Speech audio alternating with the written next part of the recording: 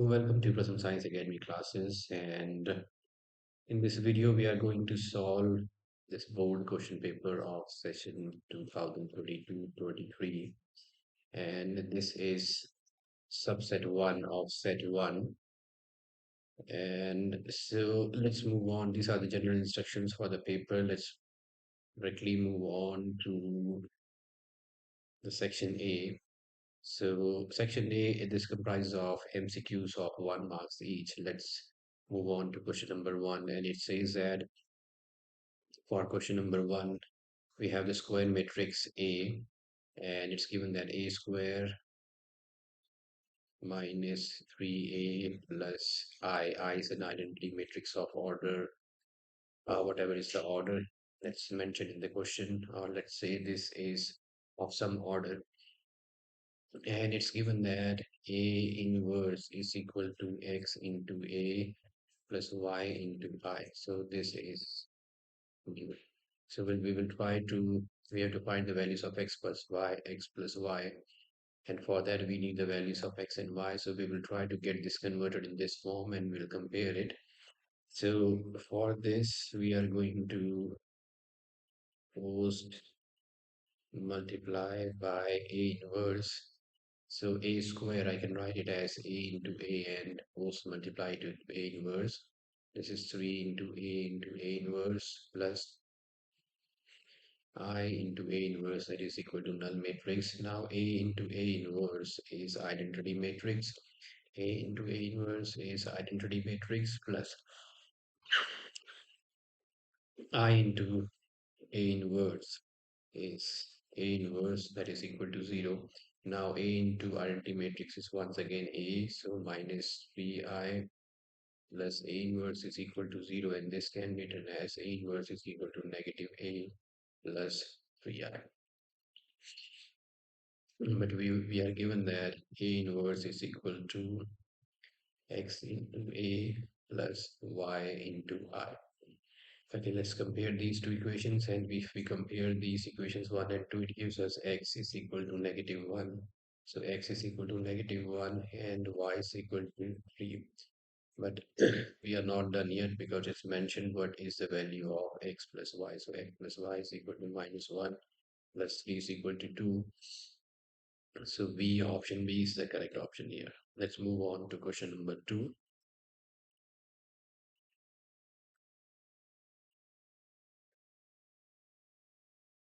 Okay, so for question number 2, it's given that of A is equal to 2. Now A is a square matrix of order 2. Then we have to find the value of 4 into that of A. 4 into A inverse that, sorry. So it's also a property-based question, and we know that K into A's that is equal to K raised power n into that of A, where n is equal to order of square matrix. Okay, so like this is K and it's K raised power n, which is 4 raised power n. And here n, the order is 2, so it's 4 square into that of A. So instead of A, we have A inverse, so 4 square is 16. Now that of A inverse is equal to 1 of that A. So instead of A inverse, I can write 1 upon that A, which is 16 into 1 upon that A. Value of that is 2. So this gives me 8. So our option is option C. Moving on to question number 3. Okay, so for question number 3, it's given that A is a square matrix of order 3 and a joint of A is equal to 64. So it's given that a joint of A is equal to 64, and we have to find the value of, so we have to find the value of that. Okay, now we are going to use the property, one more property here. So we know that a joint of A is equal to that A, so that is adjoint of A is equal to that A raised power n minus 1, where n is the order and order is 3, so I can write it as that A raised power n minus 1 is equal to 64. and order is 3, so it's 3 minus 1 is equal to 64, which gives me determinant square is equal to 64, and that is equal to root of plus minus 64, which gives us that is equal to plus minus 8. So D is the correct option. And let's move on to question number 4. Okay, so for question number 4, it's given that we are given with the A matrix. So our A matrix is A is equal to 3, 4, 5, 2. And it's also given that 2A plus B is equal to null matrix. So null matrix means that it's matrix with all the elements 0, and the order should be 2 into 2, because we are able to add or subtract only those matrices of that have the same order. So let's replace the value of A, and our A matrix is 3, 4, 5, 2 plus B, and null matrix, it has all elements 0, so this is 0, 0, 0, 0.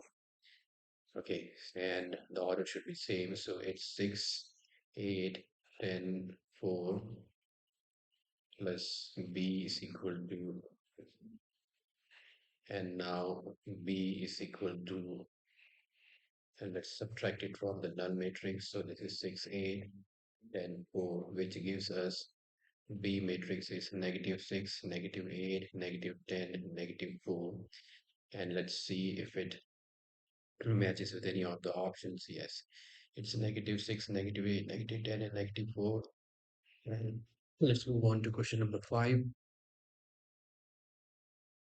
So moving on to question number 5, it's given that differentiation of a function, it's log x, we have to find f of x.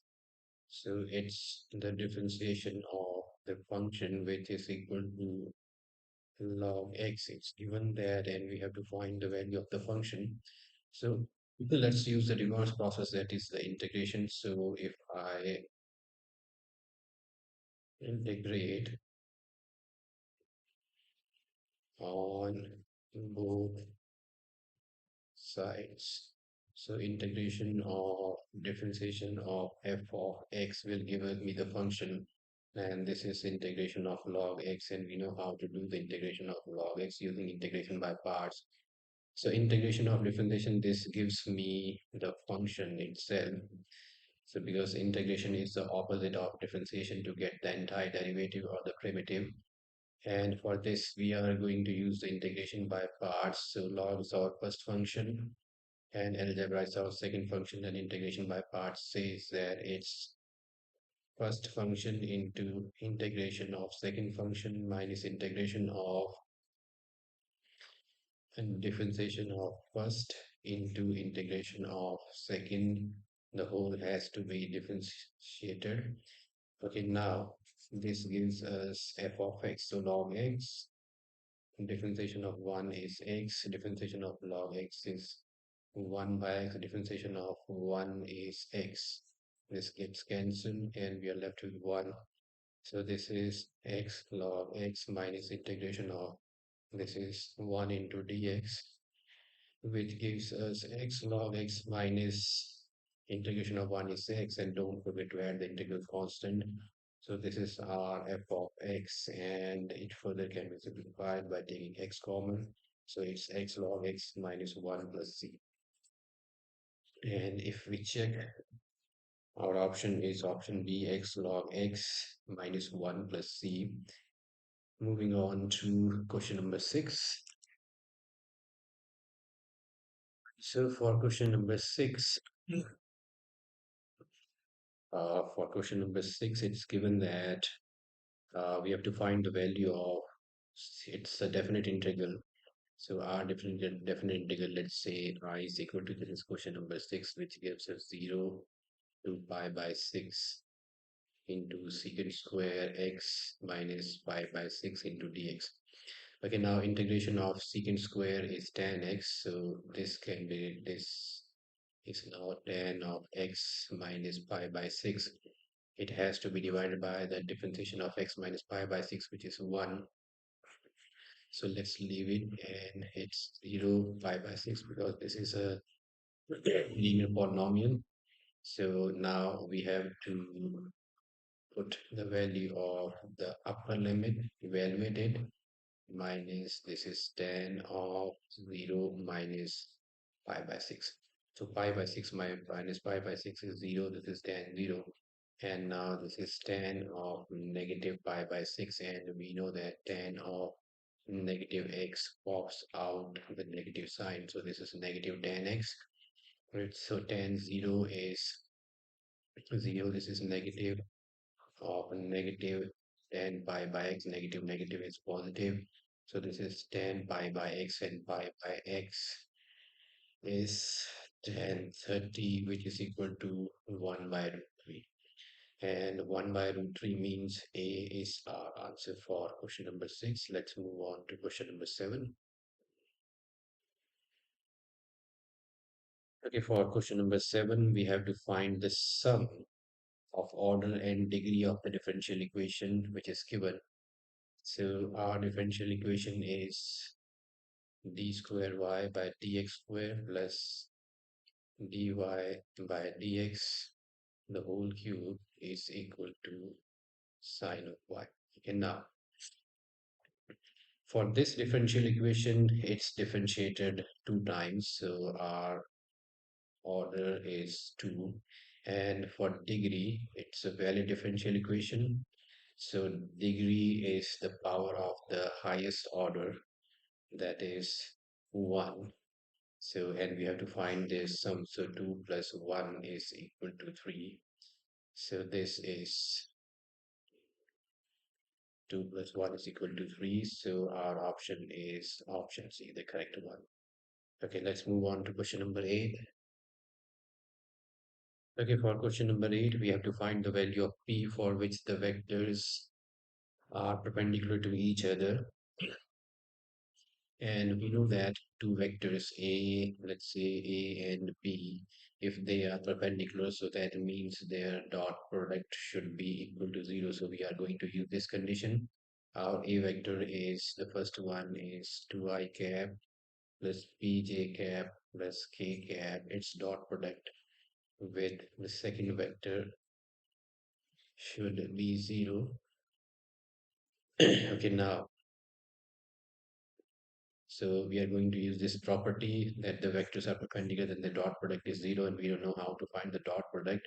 It's the sum of the product of the scalar components. So 2 into negative 4 plus p into negative 6 plus 1 into 26 is equal to 0. 2 into negative 4 is negative 8. It's negative 6p plus 26 is equal to 0. Negative 6p.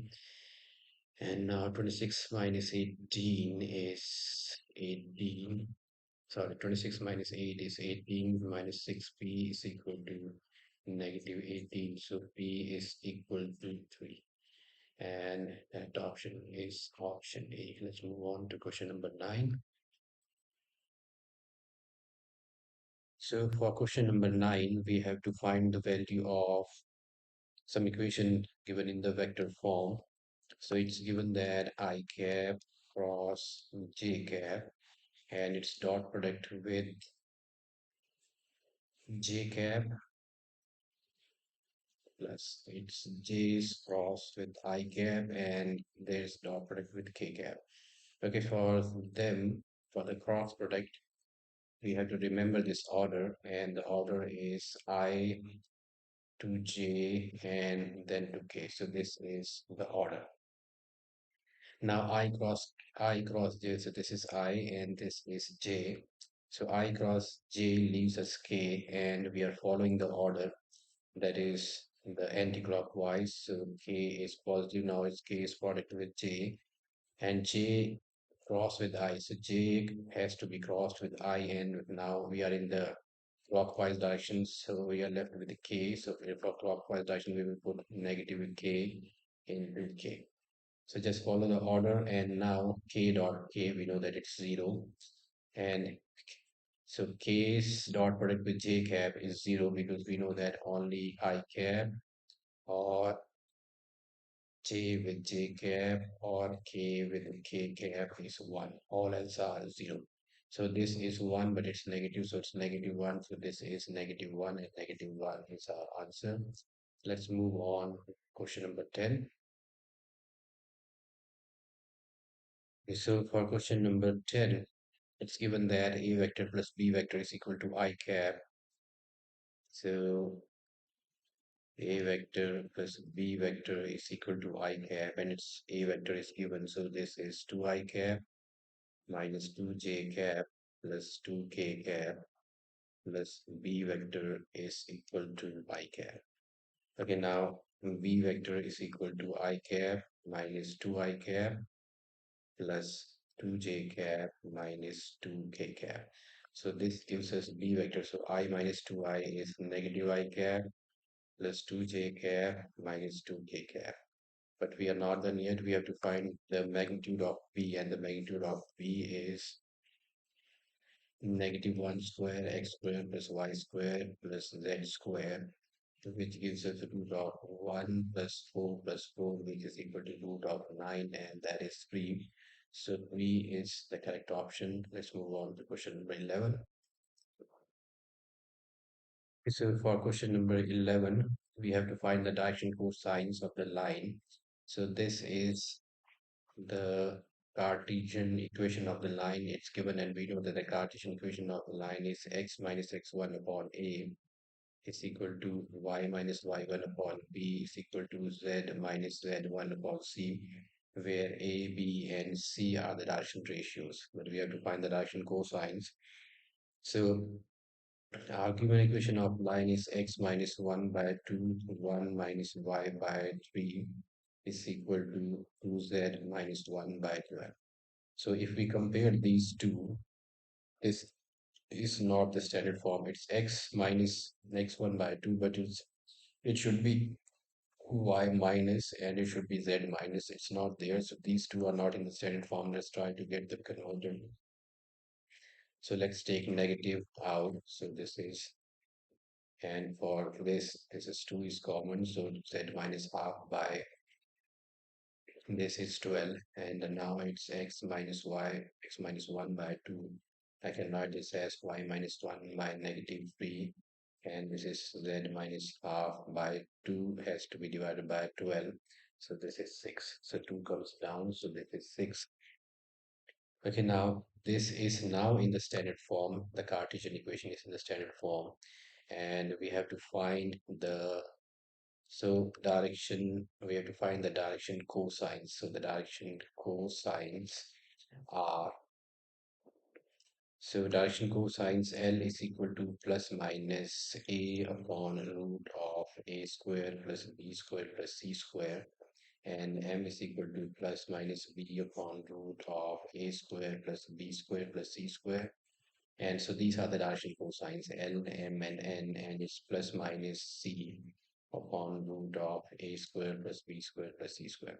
So plus minus means that here the sign can be plus or negative, whatever it is. We have to just keep it at it as it is.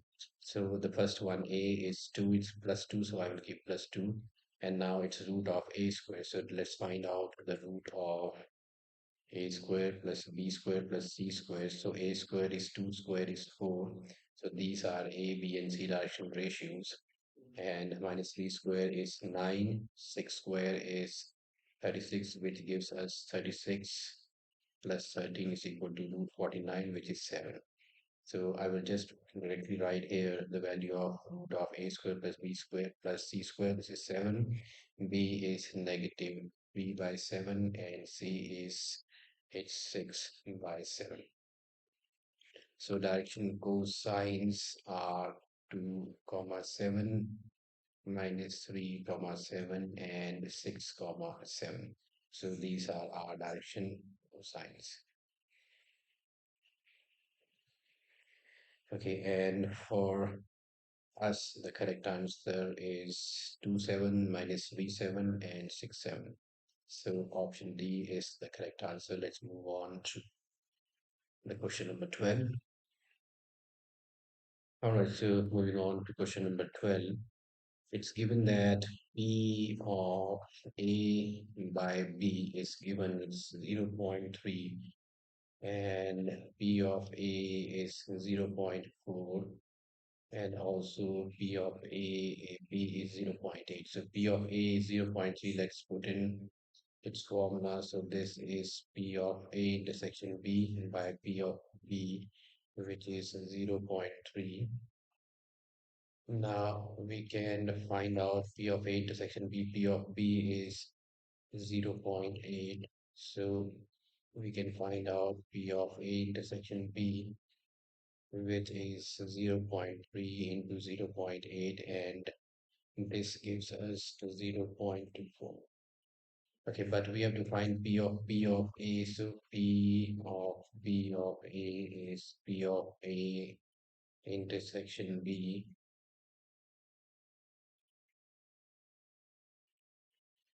So this is P of A intersection B upon P of A. Now P of A intersection B is 0.24 and P of A is zero point 0.4, and this gives us zero point 0.6. Okay, so our option is option A.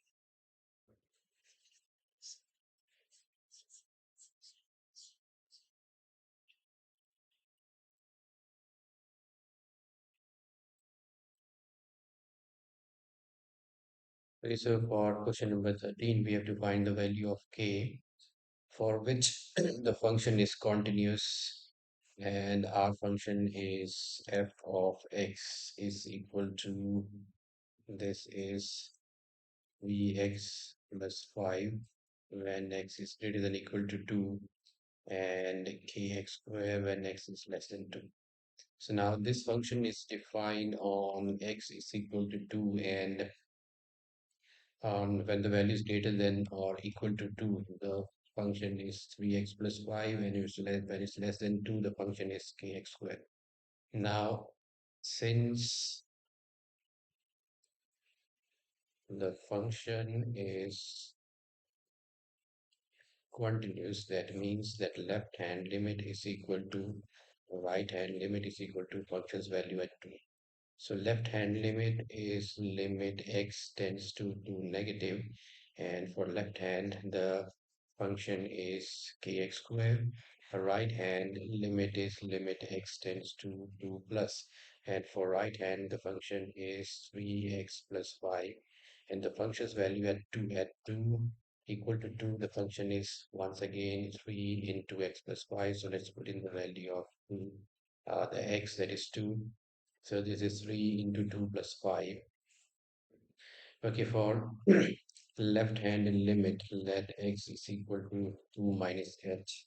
And as x tends to 2, h tends to 0. So this gives us limit x tends to 2 negative. This is k. And x is 2 minus h the whole square.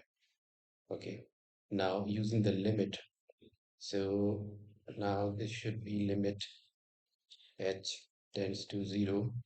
So this gives us, this is k, and if I use a limit, I put the value of h0, so this is k into 2 square, which is 4k.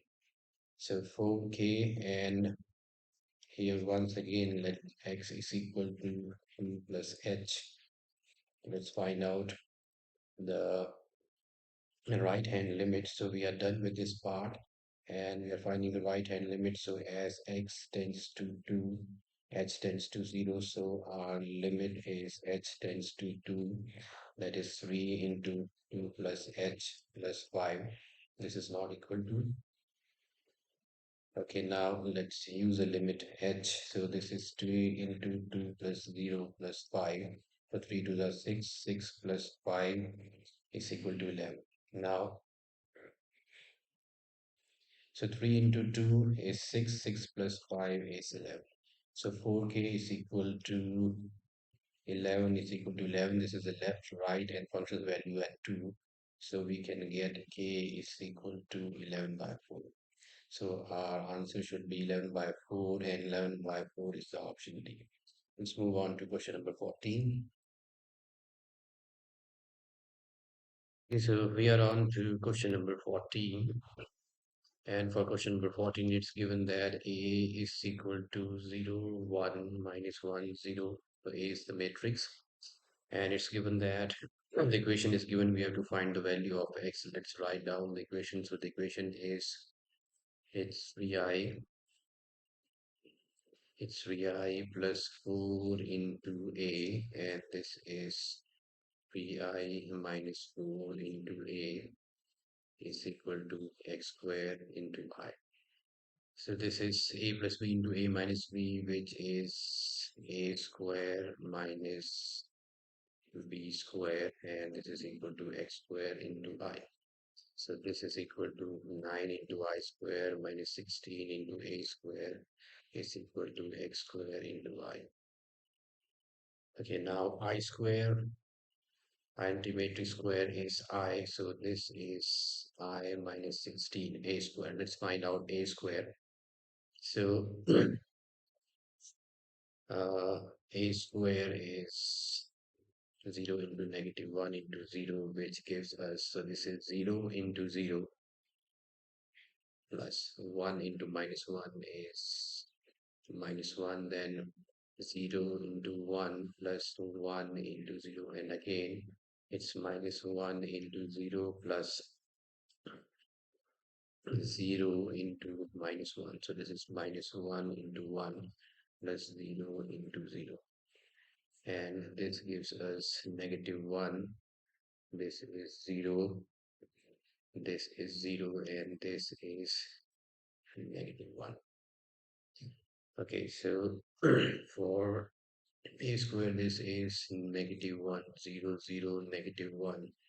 This is x square into 1, 0, 0, 1. And identity matrix is 1, 0, 0, 1. So this gives us 16, 0, 0, 16.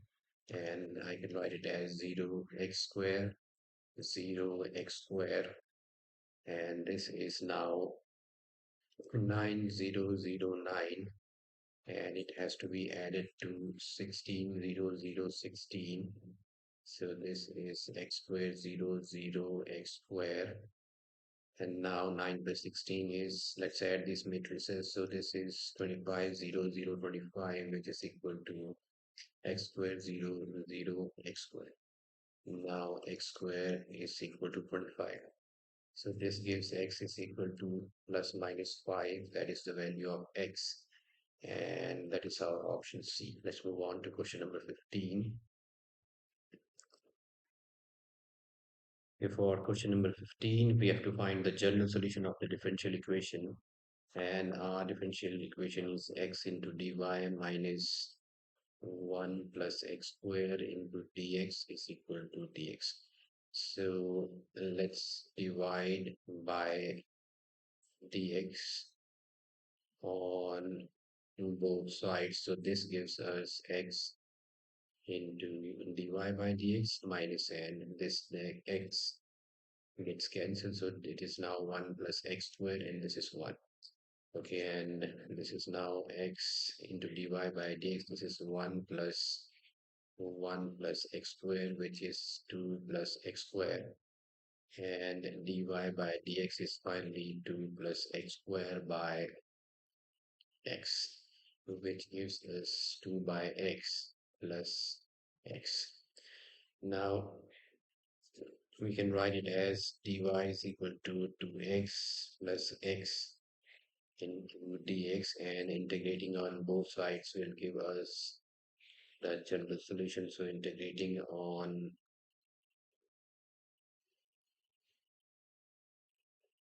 both sides we get, so this is integration of dy, this is integration of 2x plus x into dx.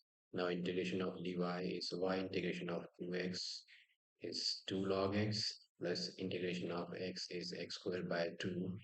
And let's add in the integral constant c. So this is our general solution, and let's check our options. So this is 2 log x plus x squared by 2 plus c. That is the option D. Let's move on to question number 16.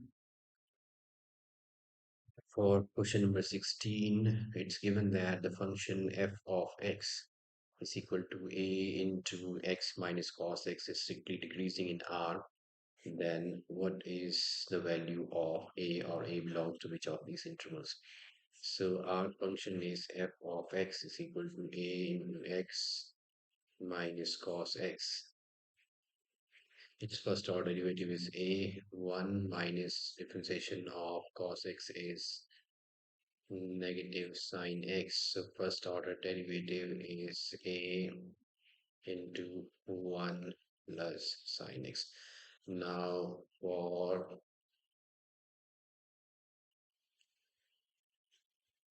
decreasing function, we know that f dash x is less than 0. So that means a into 1 plus sine x is less than 0.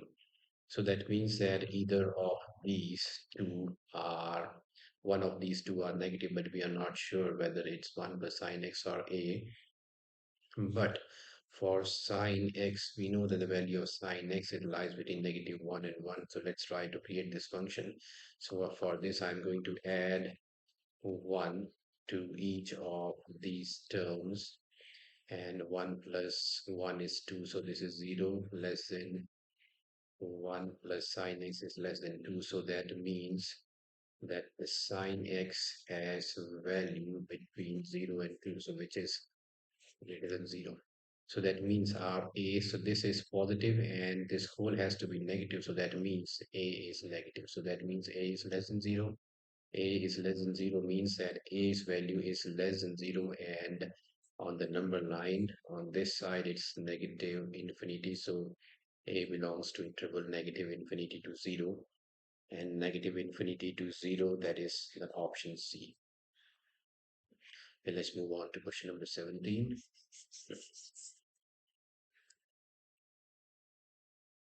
For question number 17, the corner points of the feasible region, the graphical representation of LPP problem are, so we have these corner points.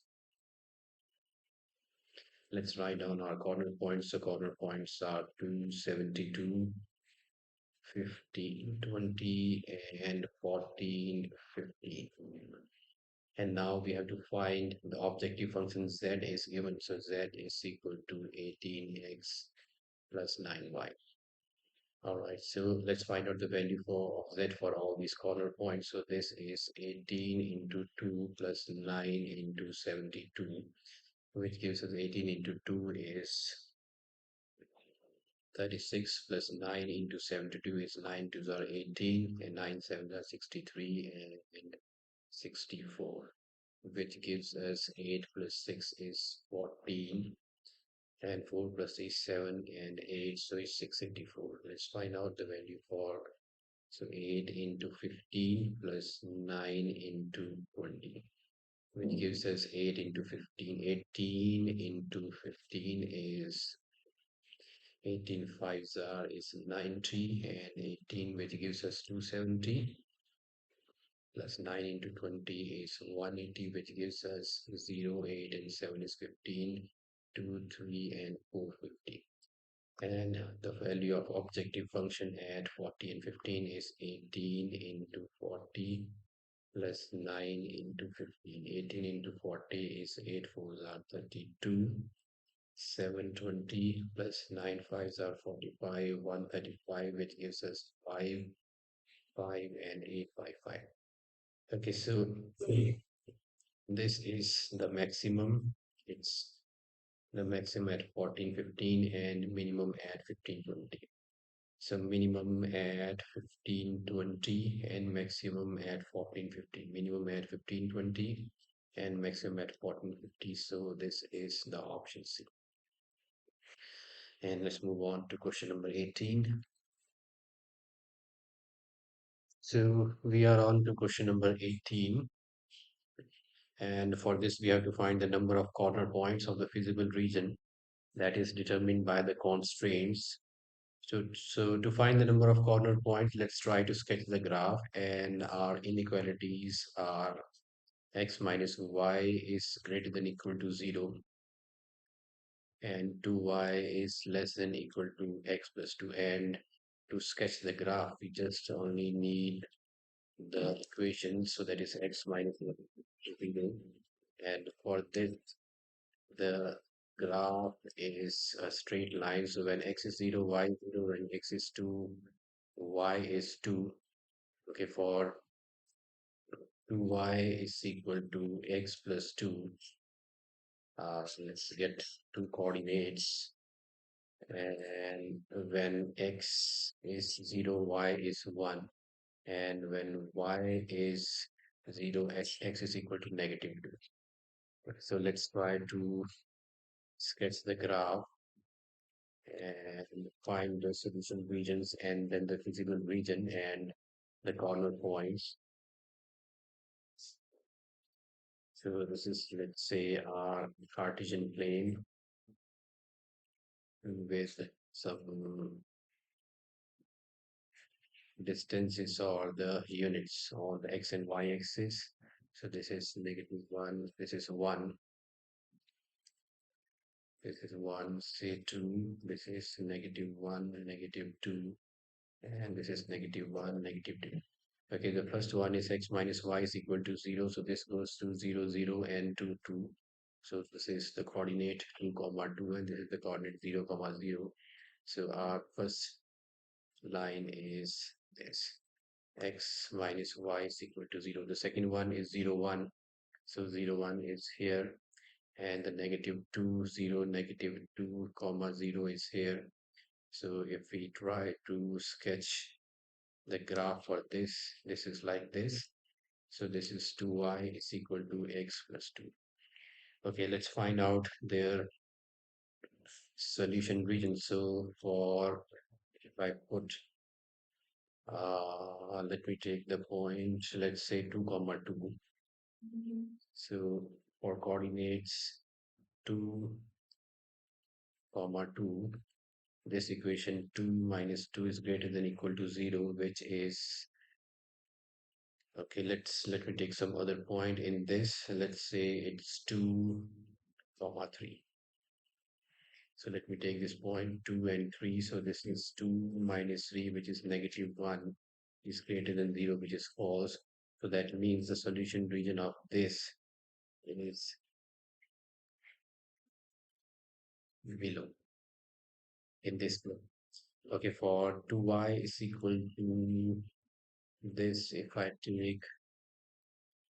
consider difficulty for the simple elements, 0 is less than, which is, okay, 0 is less than 2, which is true. So this is true. So 0 is less than 2, which is true. So that means its solution region is this one. And now the common region that we have is this one. This is the common region. And the corner points that we have are only 2, 1. So this is the common region, this one. And we only have two corner points, so this and this. So solution for this is option A. So option A is the correct answer for question number 18. Let's move on to question number 19 and 20.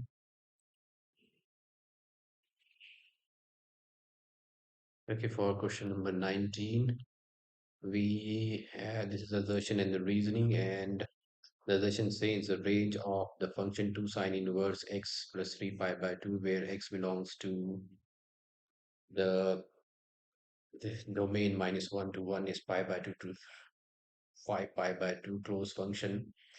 Okay, let's try to create this function. And for sine inverse x, we know that the principal range is minus pi by 2 to pi by 2.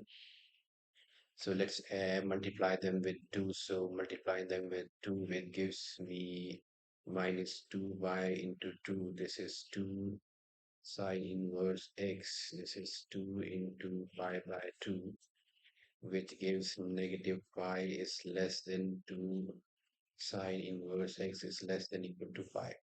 Okay, and let's add 3 pi by 2. So this is minus 5 plus 3 pi by 2 is less than 2 sine inverse x plus 3 pi by 2 is less than 5 plus 3 pi by 2. Okay, so minus 5 plus 3 pi by 2 is 5 by 2 and less than equal to 2 sine inverse x plus 3 pi by 2 is our function. So this is f of x is less than equal to, this is 5 pi by 2. Therefore, f of x, this has the principal range that is minus pi by 2 to 5 pi by 2. So this one is correct. Now the range of the principal value of the sine inverse x is minus pi by 2 to pi by 2, but it's given 0 to pi, so this is false.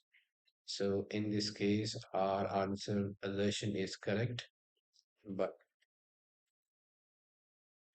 the reason is false. So our option should be option C, assertion is true, and reason R is false.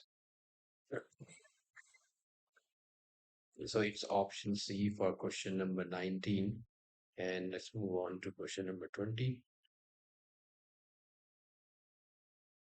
Okay, for the assertion and reasoning for question number 20, the equation of a line passing through the points is given as, so this is the equation of a line passing through the 2 points. So reason is correct. And let's check whether the equation of the line passing through 2 points. So these are the 2 points, so 1, 2, 3, and this is 3 minus 1, 3. So this is x1, y1, z1, and x2, y2, z2. Okay, in this case, reason is true because equation of a line passing through the 2 points x1, y1, z1, x2, y2, z2 is given by this equation. And if we apply this on the version, this gives us, this is x minus x1, which is 1, upon x2 minus 1, 1 is 2. So this is y minus y1, which is 2, upon y2 minus y1, which is negative 1, negative 2. This is equal to z minus 3 upon z2 minus z1, which is z2 minus z1. So 3 minus 3 is 0. So our equation of the line is x minus 1 by 2, and this is y minus 2 by negative 3. So this is y minus 2 by minus 1 minus 2 is negative 3. This is z minus 3 by 0. So it's not x minus 1 by 2. It's not the, so this one matches and this one doesn't matches. So that means assertion is false and the reason is true. So assertion is false and the reason is true. So that means for this, it's the D. So D is the correct option for this. Assertion is false and reason is true. So assertion is false. So assertion is false and reason is true. So D is the correct answer. And let's move on to question number 21. Okay, we are on to section B. And this section has very short answer question types of full mark C. So these are the two markers. And we are going to solve the complete uh, question number 21. So the function, so the first part says it's a function f that is defined from set A to set B. So this function is defined from set A to set B, and the function says that f of x is equal to 2x, and it's given that it's both 1, 1 and on 2. So 1, 1 means that for every input there is a different output. So let's say this every input there is a different output. For every input there's a different output. And on to means that for every y there is an x. That is, there is no element left in B such that f of x is not equal to 2x. For every y there is an x. Okay, now our set A is 1, 2, 3, 4, and if we use this, so f of 1 is equal to 2 into 1 is equal to 2. So that gives us y is 2 and f of 2 is 2 into 2. We are using this function. It's 4. So this is 4. Similarly, for 3, it's 6. For 4, it's 8. So this is 1, 1 and on 2. And it's asking the question that find the set B. So this function was defined from set A to B. So our set B, so set B is the set of all the elements, that is the range. This is 2, 4, 6, 8. So this solves the part A. Let's move on to part B, for which we have to evaluate sine inverse. Let me do this.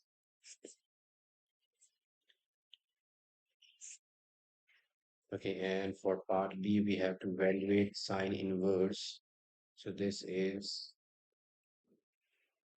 we have this question, it sine inverse sine 3 pi by 4 plus cos inverse cos 3 pi by 4 plus tan inverse 1. Okay, now this 3 pi by 4, 3 pi by 4 is equal to 3 into 45, which gives us 5, 3 by 15, 135. And 135 degree, it does not belong to the principal range minus pi by 3 to 5 by 2.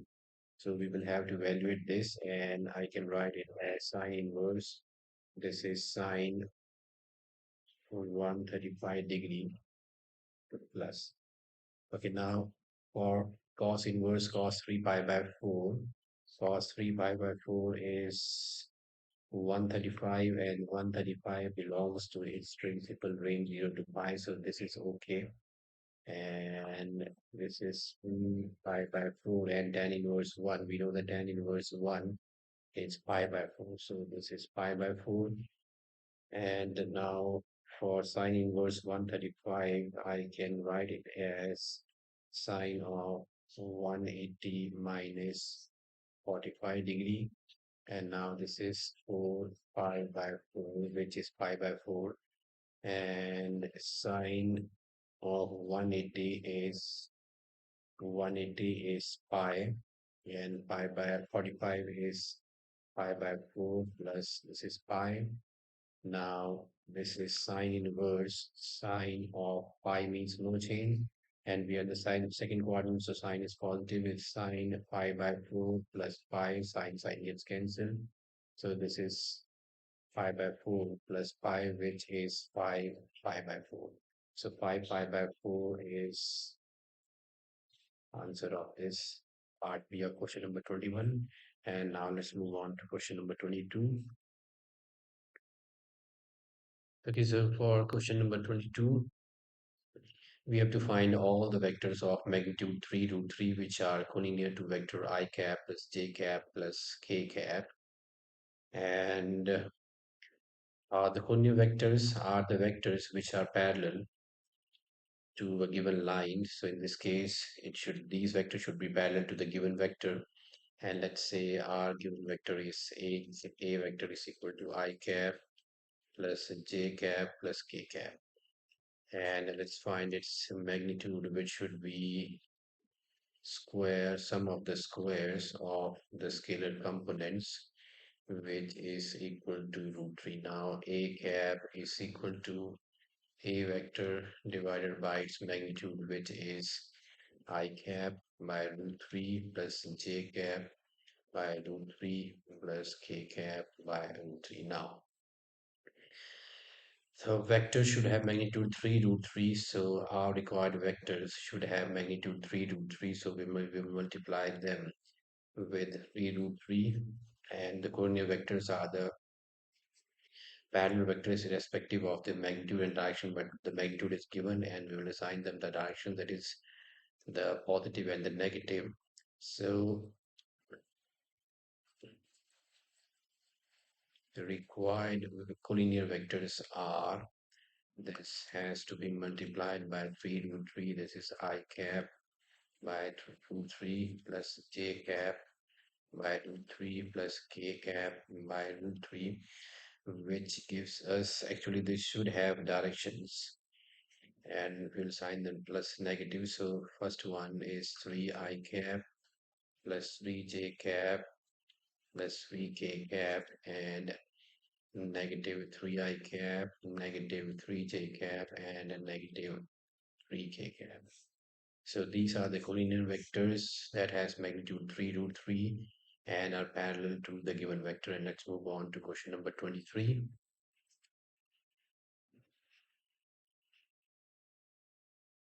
All right, for question number 23, we have to find the position vectors of the points A, B, and C as shown in the figure, where A, B, and C are the position vectors and AC vector is equal to 5 by 4 AB vector. We have to express C in terms of A and B. So let's write down what is given to us. So it's AC vector is equal to 5 by 4 AB vector. And we know how to find AC when the position vectors of A and C are given. So it's position vector C minus position vector A is equal to 5 by 4 and AB is position vector B minus position vector A.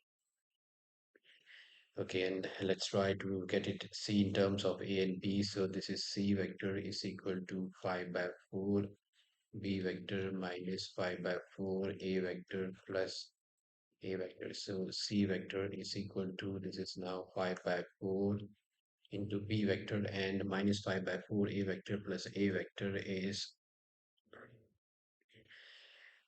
this is negative A vector by 4. So this is C in terms of A and B. And let's move on to the next part of this. Okay, so moving on to the next part of this question, it says we have to check whether the lines given by the equations are perpendicular or not. So this is our part B for question number 23. This was question number 23. Okay, and we are on part B. So this is part B for question number 23. We have to check the equations of the lines. So the lines are given by the Cartesian equation, that is x is equal to 2 lambda by 2 and y is equal to 7 lambda plus 1 and z is equal to negative 3 lambda minus 3. Okay, now this gives us x minus 2 by 2 is equal to lambda, and this is y minus 1 by 7 is equal to lambda. This is z plus 3 upon minus 3 is equal to lambda. So the first Cartesian equation is x minus 2 by 2. This is equal to y minus 1 by 7. This is equal to z minus of minus 3 by minus 3. This is equal to lambda.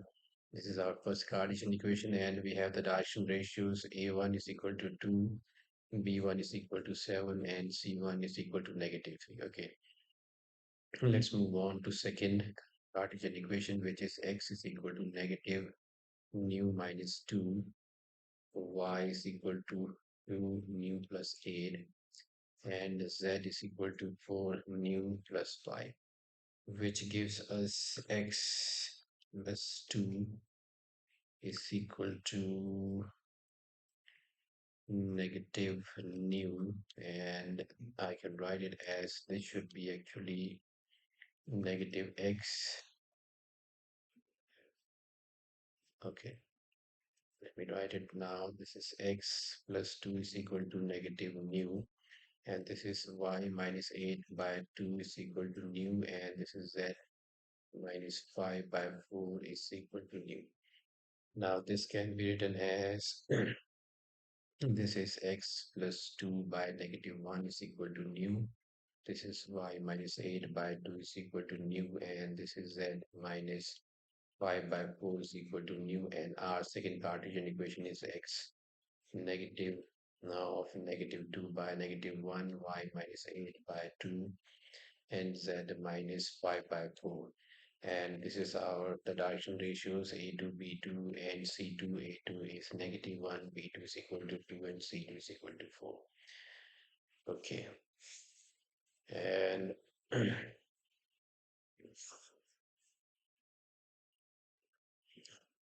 okay, but for this, we have to prove that these are perpendicular to each other or not. And we know that the condition for the particular perpendicular lines is that if A1 into A2 plus B1 into B2 plus C1 into C2 is equal to 0, then we say that the lines are perpendicular. So let's check it. So A1 is 2, so 2 into negative 1, and B1 is 7 into B2 is 2, C1 is negative 3 into 4 is equal to, we will have to check it. So this is negative 2 plus 14 minus 12. So this is now 0. So that means line 1 is perpendicular to line 2. So line 1 is perpendicular to line 2.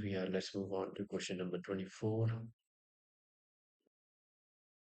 Okay, for question number 24, we have to show that if y is a function is given, then we have to show that x squared minus 1 into square of the first order derivative is equal to 4y squared. So let's get started. And our function is y is equal to x plus root of x squared minus 1 the whole square.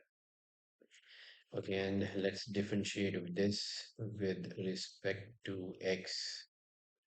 And differentiating this in respect to x will give us dy by dx is equal to.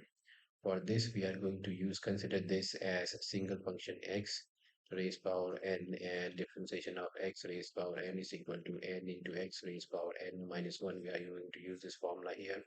So n is 2, 2 into x, this whole is x raised power n minus 1 is 1, but it's not x, so we will have to differentiate x plus root of x squared minus 1 as per the chain rule.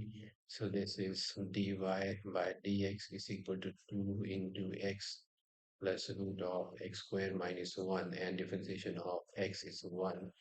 Differentiation of root is 1 upon 2 root x squared minus 1 because it's x squared. So this is 2x, 2 and 2 gets cancelled. So this is dy by dx is equal to 2 into x plus root of x squared minus 1, and this is 1 plus x upon root of x squared minus 1. Let's try to get it simplified. So if I take x squared minus 1 LCM, this is now root of x squared minus 1 plus x.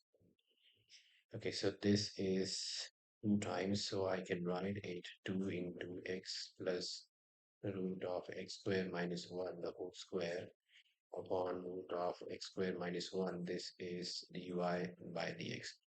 Or I can also write this is actually y, x plus root of x squared plus 1. This is y.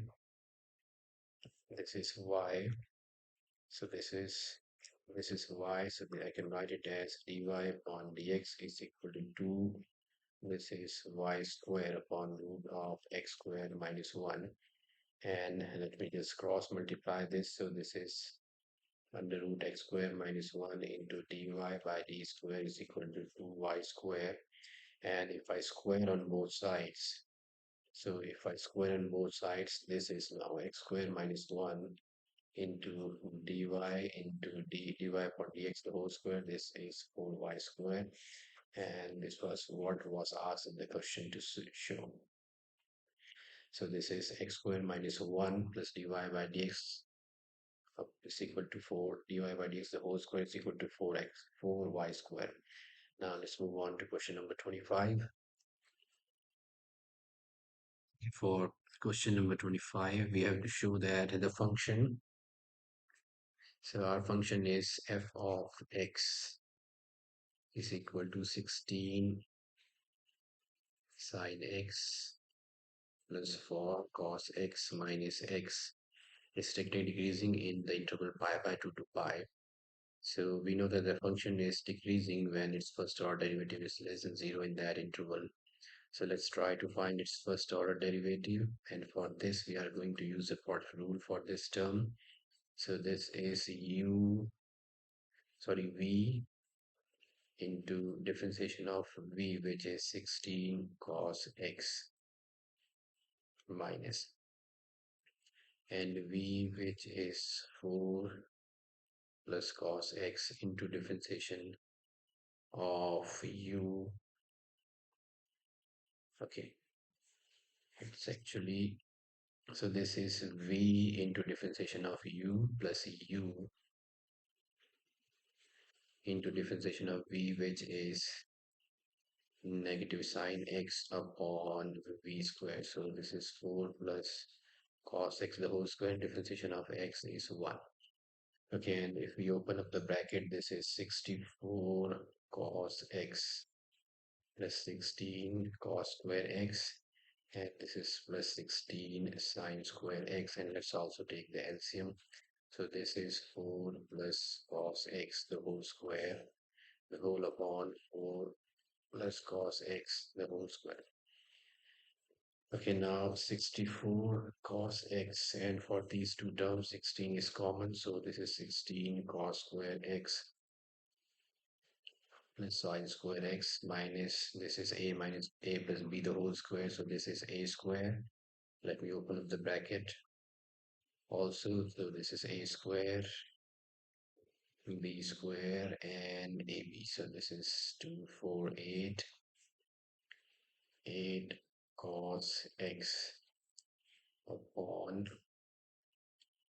4 plus cos x the whole square. So cos square plus sine square x is 1.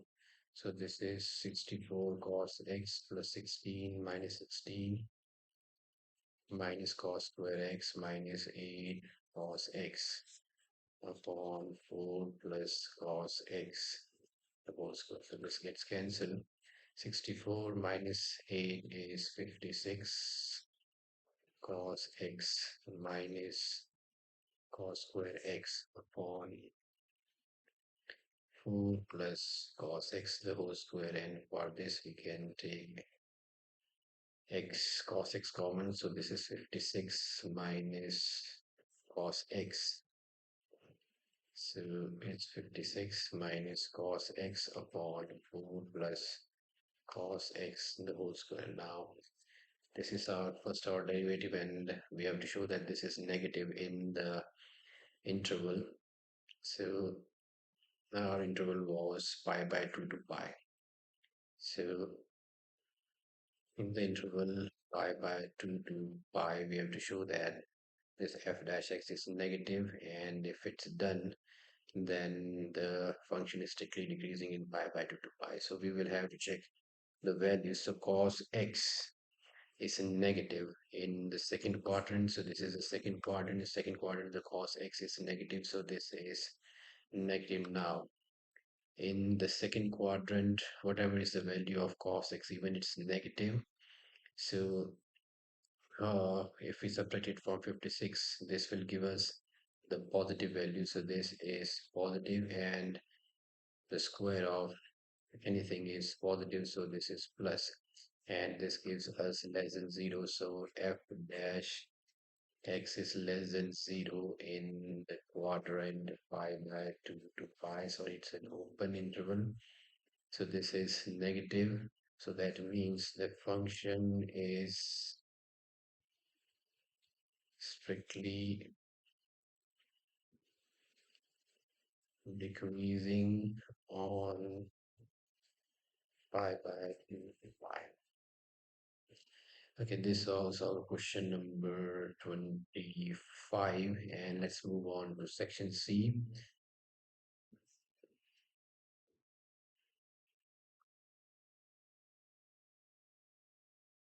We are on to section C of question for question 26, and this section comprises of short answer type questions of 3 marks each. So let's evaluate the first one. So this is a definite integral. Let's consider it without. Okay, so it's 0 to pi by 2, which is log of sine x minus log of cos x into dx, and this is log A of the type log A minus log B, which is equal to log A upon B. So our function is I is equal to 0, pi by 2 log A sin x by 2 cos x into dx, which gives I is equal to 0 to pi by 2, and this is log of this is tan x by 2 into dx. Let's say this is our equation 1. Okay, now we are going to use the property here, which is 0 to a f of x is equal to 0 to a f of a minus x into dx. So if we use this property on this gives us I is equal to 0 to pi by 2 log of tan of a is pi by 2 minus x by, okay, which gives us integral I is equal to 0 to pi by 2, and this is log of pi by 2 means change, so this is cot x by 2 2. Okay, now let's try to add 1 and 2. So if we add 1 and 2, let's add 1 and 2. So I plus I is 2i. We have the same limits 0 to pi by 2. So this is log tan x by 2 plus log of cot x by 2 into differential element dx, or the integral element dx. Now this is log a plus log b. Log a plus log b is log ab. So this is now log a into b. Now cot x is 1 by tan x. So this is 2i is equal to 0 to pi by 2. And this is log tan x by 4. 2 into 2 is 4, and cot x is 1 by tan x. So this gets cancelled. And now this is log of 1 by 4. So this is 2i is equal to 0 to pi by 2. This is log of 1 by 4, which is constant, so it's out. So it's log 1 by 4, and we have 0 to pi by 2, 1 into dx, and integration of 1 is x. So this is log 1 by 4 x with upper and lower limits. And this is now 2i is equal to log 1 by 4, and this is pi by 2 minus 0. Okay, so it's 2i is equal to, I can write it as pi by 2 into log of 1 by 4, and this is integral I is equal to pi. So this is 2 pi by 4, and log 4 is 2 square, which is equal to pi by 4 into log, and this can be written as 2 raised power minus 2, so which is equal to minus 2 into pi by 4. This is log m raised power m.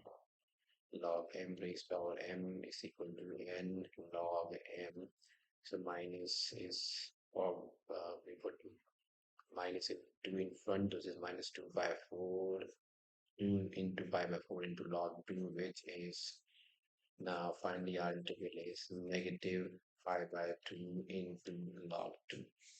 This should be the final answer for the question number 26.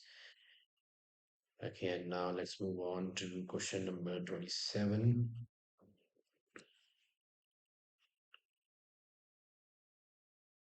Okay, so for question number 27, we have to find the integration, and let's write down our question.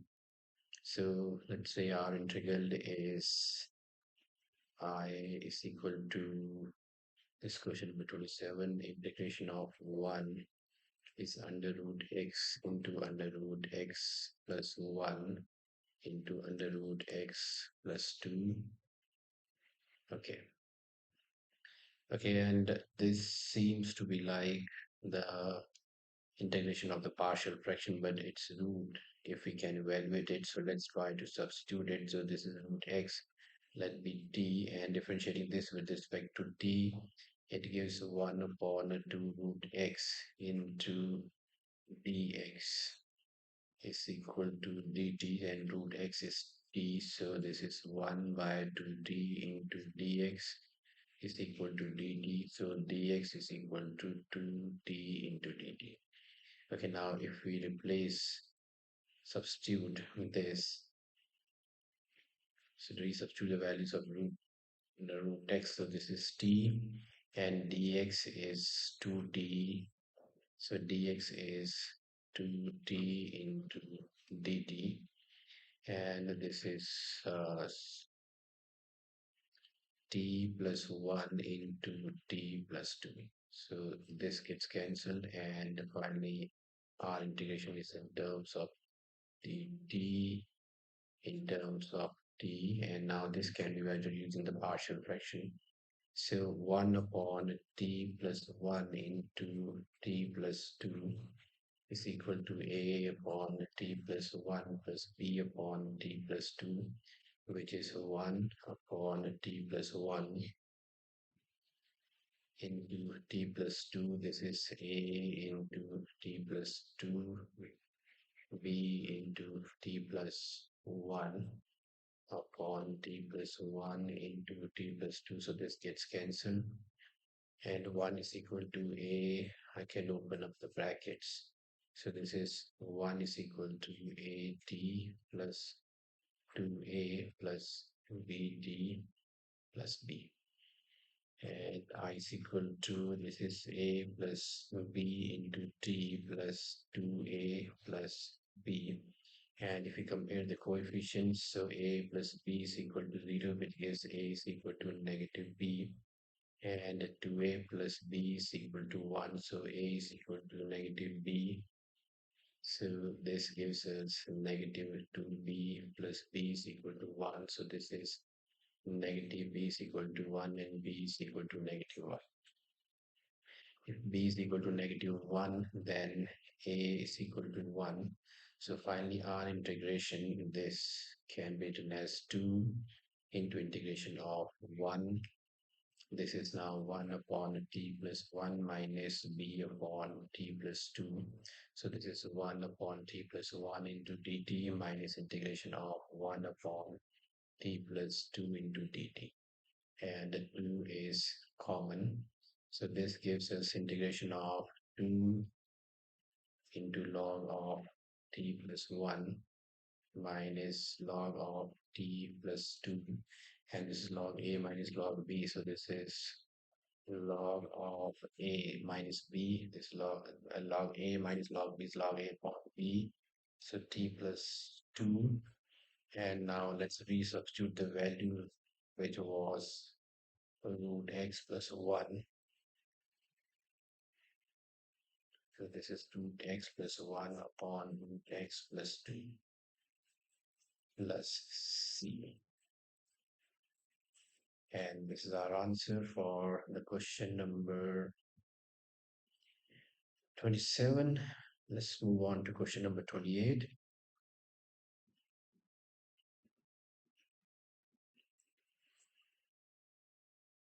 Okay, so for question number 28, we have to find the particular solution of the given differential equation.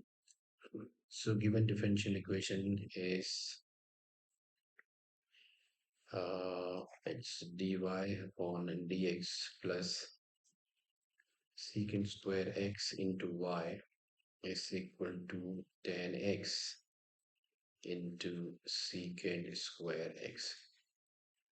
Okay, and this is our equation, and it seems to be of the form dy by dx plus py is equal to q. And if we compare these two equations, it gives us e is equal to secant square x and q is equal to tan x into secant square x.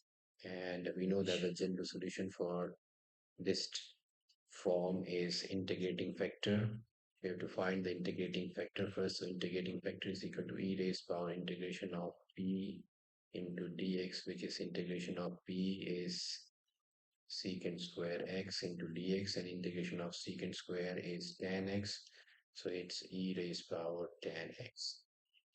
Okay, now general solution, we have to find the particular solution. So let's first of all, let's write down the general solution for such equation, and then we will evaluate for the particular solution, that is the find value of C. So general solution is given by y into integrating factor is equal to integration of q into integrating factors integration.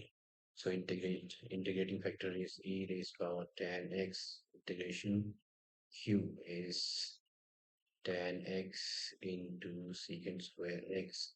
Integrating factor is e raised power tan x. This whole has to be integrated. Okay, so let's focus on this integration. And in this case, for this, we can take tan x, we can resubstitute the value. So let's say it's y into e raised power tan x is equal to I. So this is I. And let's try to integrate it. So I is equal to integration of this is tan x into secant square x into e raised power tan x into dx. And let's substitute tan, because we know that the position tan is it's secant square x into dx is equal to dt. So secant square x into dx, it becomes dt. This is t, this is t. And finally, our integral I is equal to integration of this is t into e raised power t into dt. Okay, fine. For this, we are going to use integration by parts. And our first function, this is our first function, this is our second function. And using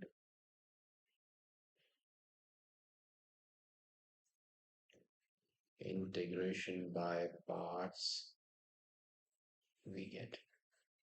So if we use integration by parts, which says it's the first function into integration of second minus integration of differentiation of first into integration of second, the whole has to be differentiated with integrated with respect to t. So it's t integration of e raised power t is e raised power t integration of t. So one integration of e raised power t is t. So this is t into e raised power t minus e raised power t. And if we resubstitute the values, this is tan x into e raised power tan x into e raised power tan x, and this is e raised power tan x is common, so this is tan x minus 1. Let's resubstitute its value in this equation. So our general solution is y into e raised power tan x is equal to e raised power tan x into tan x minus 1 plus c.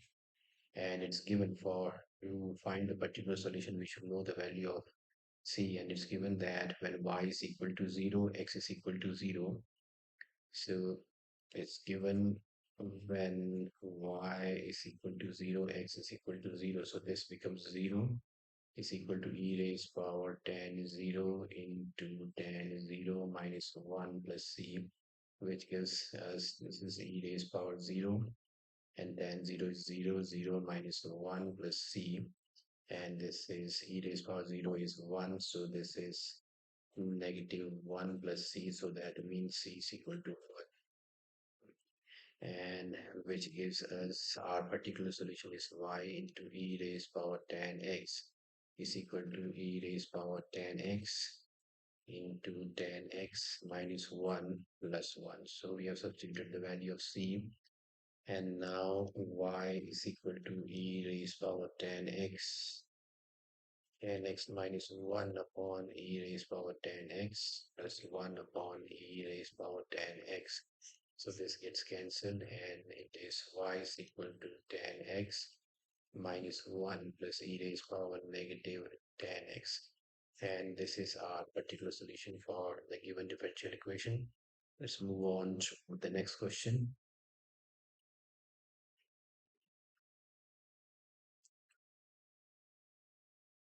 Okay, for question number 28, part B, which is the OR, and we are going to solve it as well. Okay, we have to solve the differential equation which is given by x So our differential equation is x into dy minus y into dx minus root of x squared plus y squared into dx is equal to 0. Okay, so this is our differential equation, and let's try to get into some in the known form. So I can divide it with dx x by dx. So let me try to eliminate this x first. So this is okay. Let me try to divide it with dx first. So this is x into dy by dx minus y divided by x minus this is x squared plus y squared is equal to 0. And let's try to eliminate the x. So this is dy upon dx minus y by x minus root of x squared plus y squared by x is equal to 0. And for x, I can write it as under root x squared. So this is y minus y upon x under root x squared plus y squared. This is under root x squared is equal to 0. So this is dy by dx is equal to y by x plus under root x squared plus y squared by x squared.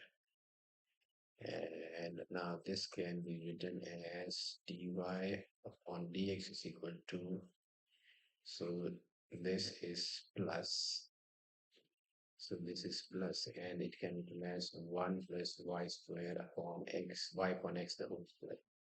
So now this is of the known form where we make the substitution y upon x is equal to b. This, let's say this is our equation 1. And if we cross multiply this, this is y is equal to vx, and differentiating this with respect to x gives us dy by dx is equal to v plus x into dv by dx. And if we compare 1 and 2, so this is v plus x into dv by dx is equal to y by x is v, and this is under root 1 plus v square, v and v gets cancelled. And if we separate the variables, keep the variables, same variables on one side, this is dv upon 1 plus v square, which is equal to dx upon x. And now if we integrate on both sides, so integrating into both sides is of the form under root x square plus a square, so which is log of under root x square plus a square plus x.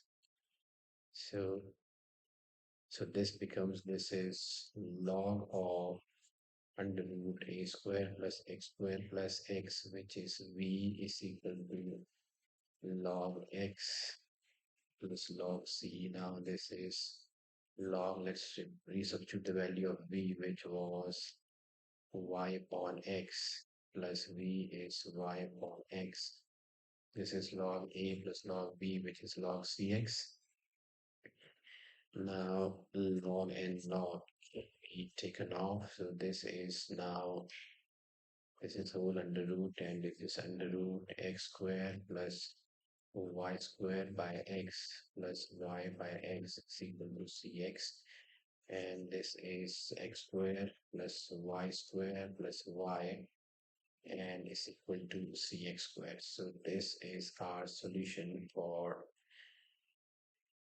the optional part of question number 28. And let's move on to question number 29.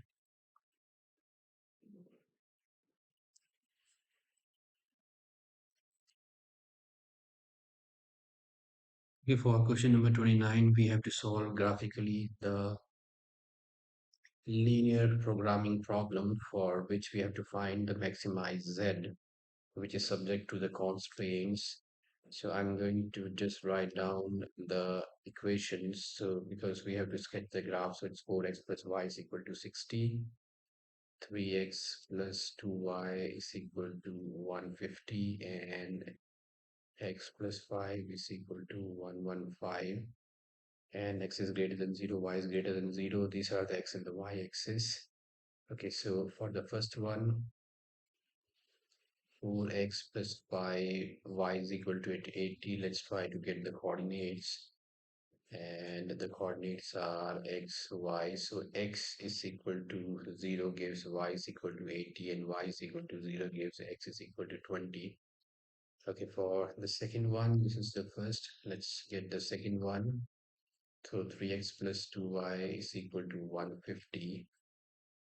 And this is xy. So x is equal to 0 gives y is equal to 75, and y is equal to 0 gives x equal to 50.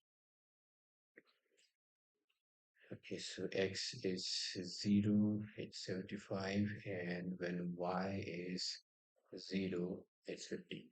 Okay, for the third one, it's x plus 5y is equal to 115. So for these, the coordinates are x, y. When x is equal to 0, y is 2, 3.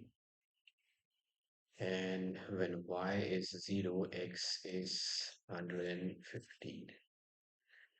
Okay, let's try to sketch the graph for this. In the rough sketch, it would be, and let's say these are our horizontal and vertical axis. So I'm going to use a scale of, let's say for 20. So this is 0, this is 20, this is 40, and this is 60, and 80, and 100. Okay, so this is also 20, 40, 60, 80, and 100, let's say 100 and 150. Okay, I will get, let's say it's 120 as well. So we have, let's say 120 as well. Okay, let's try to sketch the first one. This is 0, 80. So 0, 80 is here, and 20 comma 0. So 20 comma 0 is on the x-axis. And if we try to sketch the graph, so this is for 4x plus y is equal to 80. Okay, next one is 0.75. So 0.75 would be some, it's 60, 70, and let's say 0.75 is here. 50 comma 0, 50 comma 0 is here. So if I join them, so this would be the graph. Okay, now another one is 0.23. So 0.23 would be lies somewhat here, and 115 zeros, 115 zero is 110, 115 zero would be here. So if I join them, this is the graph. Okay, let's try to get the solution region. So this is actually greater than equal to 80, it's less than equal to 150, and greater than equal to, okay. I'm going to check them for 0, 0. So for 0, 0, for 0, 0, this is 0 is greater than 80, which is false. So the graph of this equation is away. So this is away from the origin. This is away from the origin. And the next is 3x. So this, if I use 0, 0, so 0 is less than 50. So this is also away from the origin for this one. And this equation was 3x plus 2y is less than 150 was 0.75 and 50 zeros, 0.75 and 50 zero. So this is also, okay, this is actually true. 0 is less than, for this, 0 is less than 150, which is true. So its graph is towards the origin. So it was 0.75 and 50 zero. So this is towards the origin. Okay, and for the third one, it's greater than 115. So this is 0 is greater than 115, which is false. So this is away from the origin. And finally, R for this it is away from the origin. And finally, our corner points will lie in this region. So this is R,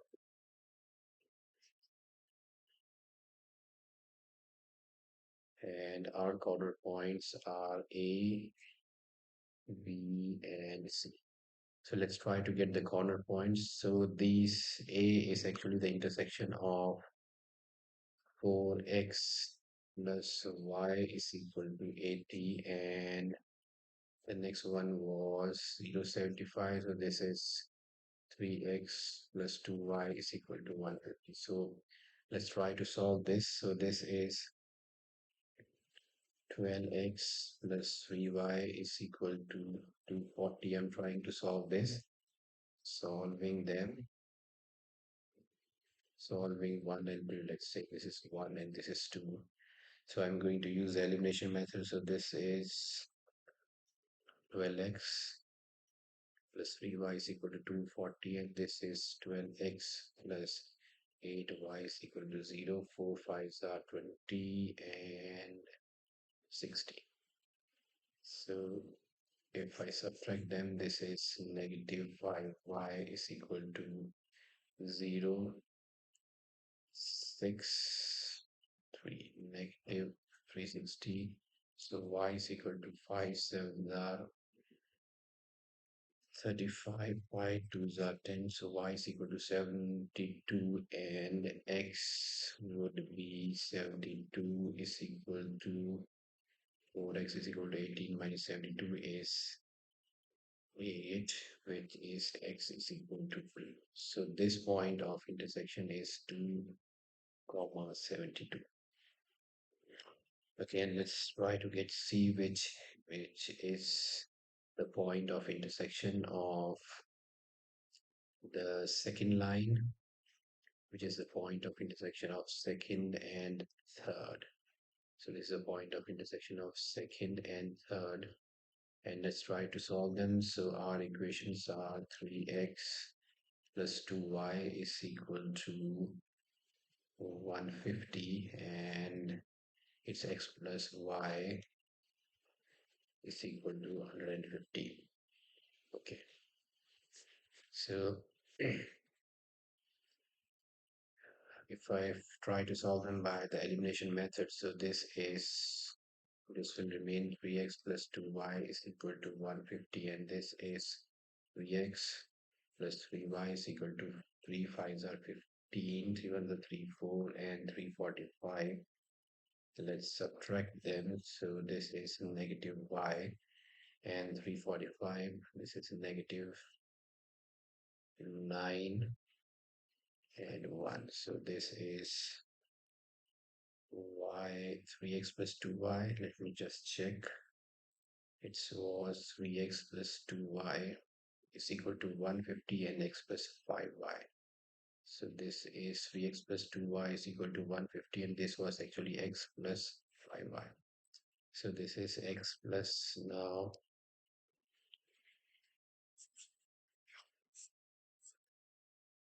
my mistake. So this is x plus 5y is equal to 115, and 3x plus 2y is equal to 150. I'm going to solve these two by the elimination method. So this is 3x plus 5, 315 is equal to 3 5 are 15, 4, 345. Subtracting them gives it's minus 13y is equal to 5 plus 5 is 9, 2, this gets cancelled, and y is equal to 190 divided by 13, which gives us 13. 1 is 13 and 60. Okay, let me check it once again. That's 345 minus 150, which is 5, 9. It's 195. Actually, this is 195. This is 195, and now if I divide it by 13, this is 13, 113 and 13, 5. So y is equal to 15, and this will give us x. So x is equal to 115 minus 5 into 15, which is 115 minus 75, and this is 0, 40. So x is equal to 40. So our next coordinate is the next coordinate point is 40 comma 15, and let's try to solve the, so b is the point of intersection of second and the third.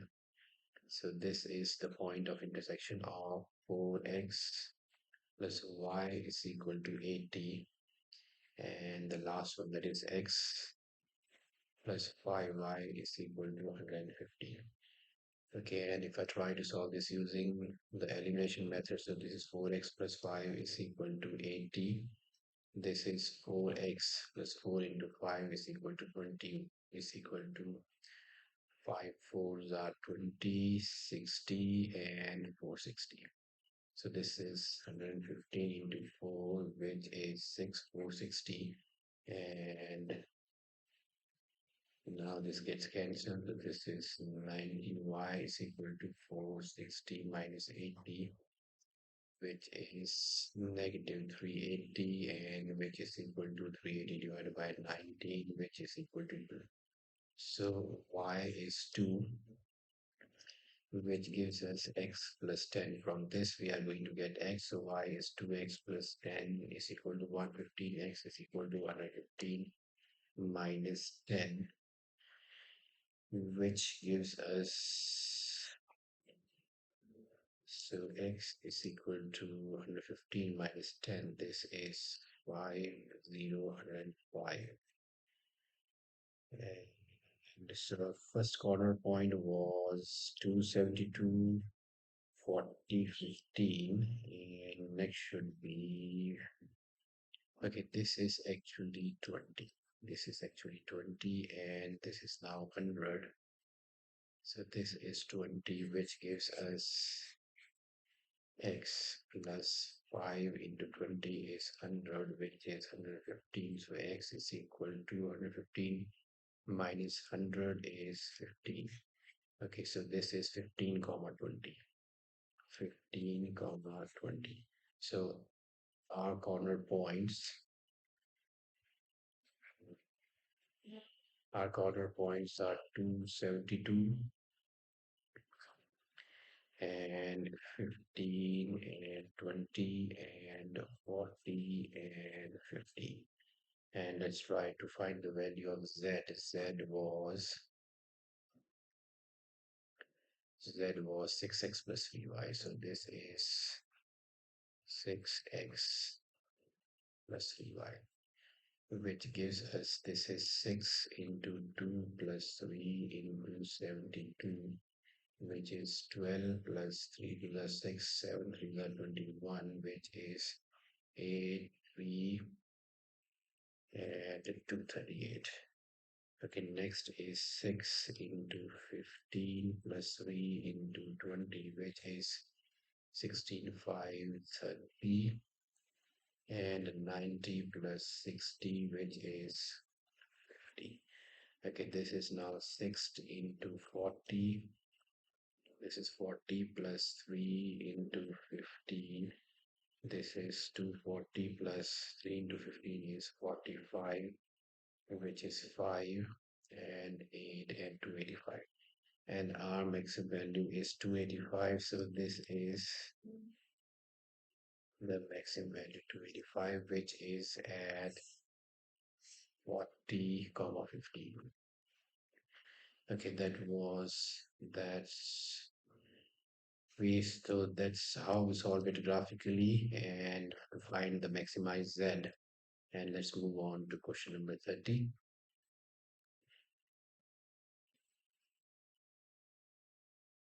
Okay, so we are on to question number 30, for which the probability distribution of a random variable is given. And So our information for this is the probability distribution of a random variable is 1. So probability distribution of x is equal to 1 is equal to k by 2. And the probability distribution of probability if a random variable is x is equal to 2 is k by 3. Probability when x is equal to 3 is equal to k by 6. We have to find the value of k, and we know that the sum of the probability of all the events is 1. So if I add the probability of the random variables 1, 2, and 3, that will give me 1. And let's put the values. So this is k by 2 plus k by 3 plus k by 6 is equal to 1. This is 6. This is 3k plus 2k plus k is equal to 1, which is 6k by 6 is equal to 1. And the value of k is okay. So we are done with the first part. Let's move on to the second part. We have to find the probability of random variable x when it is greater than equal to 1 but less than 3. So this means that we have to find the probability when random variable is equal to 1 plus probability when random variable is equal to 2. So these are the values between 1 and 3 with 1 included, and probability of x is equal to 1 is k by 2. So this is k by 2 plus k by 3, and value of k is 1, so this is 1 by 2 plus 1 by 3. LCM is 6. 2 plus 2, which is equal to 5 by 6. Okay, moving on to the third part, we have to find the expectation of x. So we all know how to find the expectation of x. It is actually the sigma of pi into xi. That means we have to multiply x. This is the sum of the product of x and the probabilities. The random variable and the probabilities. So first one is 1. So this is 1 into k by 2 plus 2 into k by 3 plus 3 into k by 6. Let's put in the value of k, which is 1. So this is half plus 2 by 3 plus 3 by 6, and LCM is 6. So we have put the value of k, which is 1, which gives us half plus 2 by 3 plus 3 by 6. LCM is 6. So this is 3, 4 plus 3, which is 7 plus, this is now 4 plus 3, 7. 7 plus 3 is 10. So this is 10 by 6, which is equal to 5 by 3. Okay, so we are done with the A part. We'll also solve the OR. And for that, it's given that A and B are independent events. So such that probability of A intersection with B naught is equal to 1 by 4, and probability of A intersection with A naught intersection B is 1 by 6. We have to find the probability of A and B. Okay, so let me just clear all this so that we have space.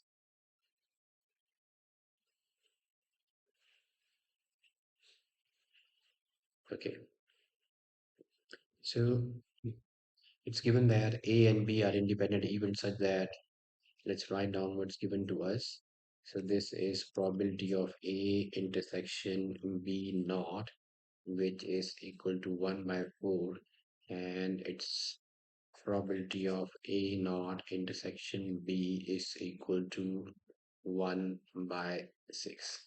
We have to find the probability of A and B. So let's say probability of A is equal to X, and probability of B, let's say, is equal to Y. Okay. Now, if probability of A is X, then probability of not A is equal to 1 minus probability of A, which is equal to 1 minus A. Uh, Good morning.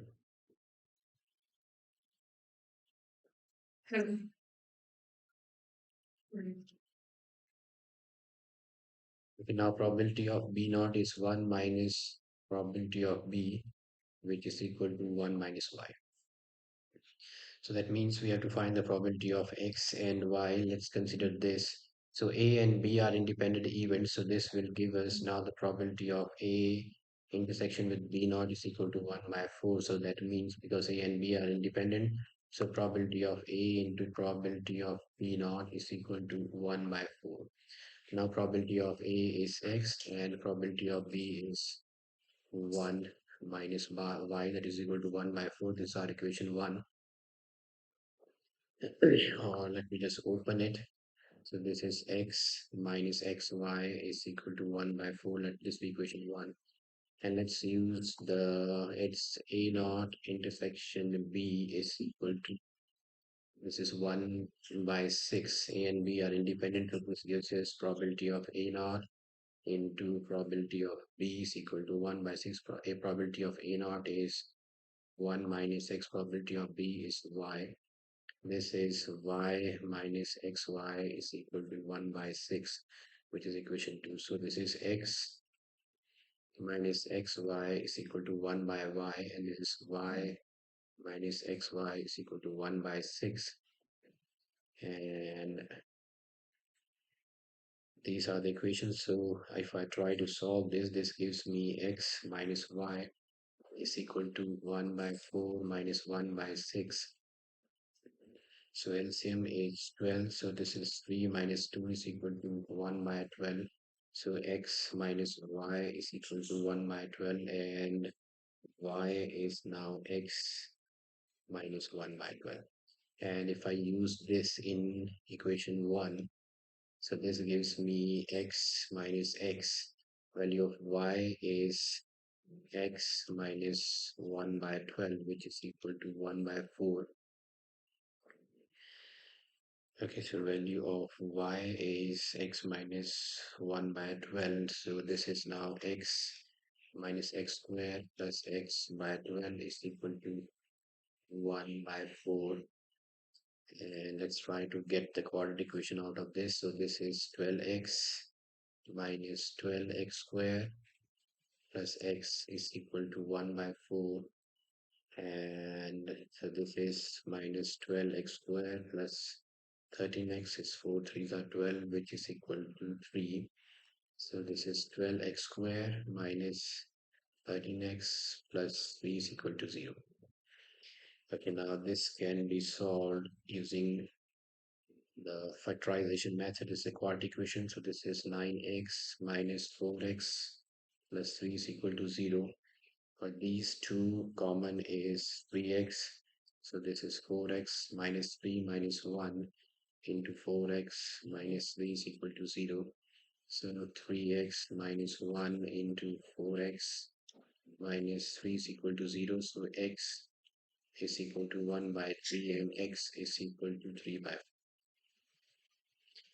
Okay, now we have to find the probability of A and B, and when x is equal to 1 by 3, probability of A is 1 by 3, and probability of B, which is Y. So this is 1 by 3 minus 1 by 12, which gives me 4 minus 1, which is equal to 3 by 12, and this is 1 by 4. So when x is equal to 1 by 3, probability of A is 1 by 3 and probability of B is 1 by 4. And when x is equal to 3 by 4, probability of A is equal to 3 by 4, and probability of B is equal to 3 by 4 minus 1 by 12. So this is 12, 4, 3, 9, and 1, which is 8 by 12. So this is 2 by 3. Okay, so when A is equal to 1 by 3, when x is equal to 1 by 3, probability of A is 1 by 3 and it's 1 by 4. When it's 3 by 4, this is 2 by 3. This solves our question number. Our question number was 30, and this is done. So let's move on to question number 31. Okay, we are on to question number 31, and let's solve its first part. So we have to evaluate our integral. It's a definite integral. I is equal to 0 to pi by 2, and this is sine x e raised power x into sine x into dx.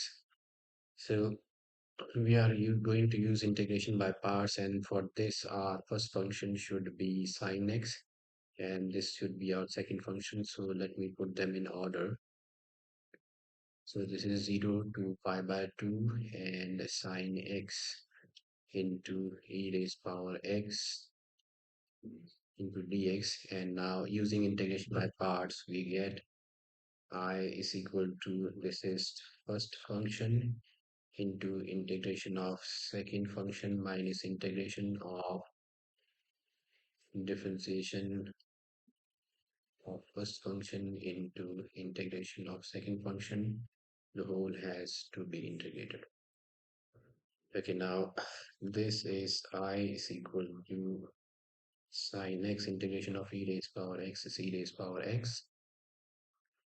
And for all these to be, this has to be validated for the limit 0 to pi by 2. So this is sine e raised power x integration is e raised power x into differentiation of sine x is cos x into e raised power x, and evaluated for 0 to pi by 2.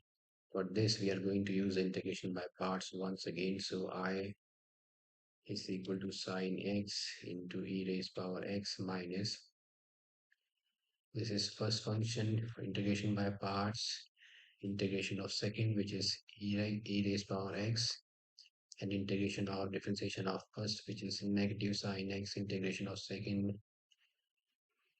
for 0 to pi by 2. Okay, this is now I is equal to sine x e raised power x. So opening up the bracket gives me e raised power x into cos. Negative negative is positive, but we have to multiply it with negative, so it's negative, and integration of sine x into e raised power x 0 to pi by 2. Okay, now this was our initial integral 0 I. So we can write here I. So I is equal to sine x into e raised power x minus e raised power x into cos x minus I. Okay, so I, now this becomes 2I and e raised power x is common. So this is sine x minus cos x 0 to pi by 2. And now I is equal to e raised power x by 2 into sine x minus cos x, and let's evaluate it for the limits. So I is equal to, this is e raised power pi by 2. Let's keep half out. This is sine pi by 2 minus cos pi by 2 minus e raised power 0 into sine 0 minus cos 0.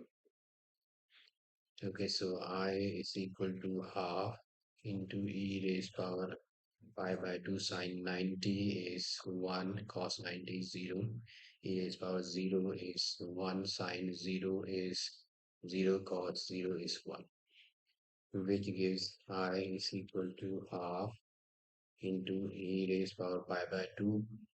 This is 1, and this is now plus 1. So this is our answer for part A. Let's move on to part B. And for that, I will have to raise all these, or let me solve it here. So part B is 1 upon cos of x minus a. So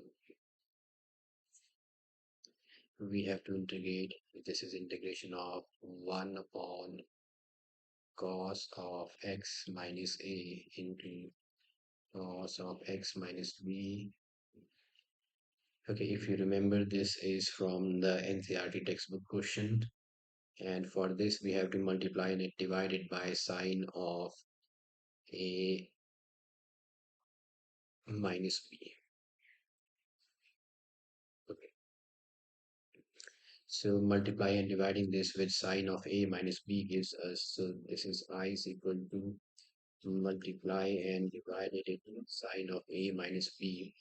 So this is sine of a minus b upon cos of x minus a into cos of x minus b into dx. Now a minus b, for this let me add and subtract x. So this is sine of a minus b plus x minus x. I have added and subtracted x to the sine a minus b. Okay, now this, I can write this as a minus b plus x minus x. So this is x minus b plus a minus x. For a minus x, if I take negative common, so this is x minus a now. So a minus b is equal to x minus a minus b plus x minus x is equal to x minus b minus of x minus a. So I'm going to replace this.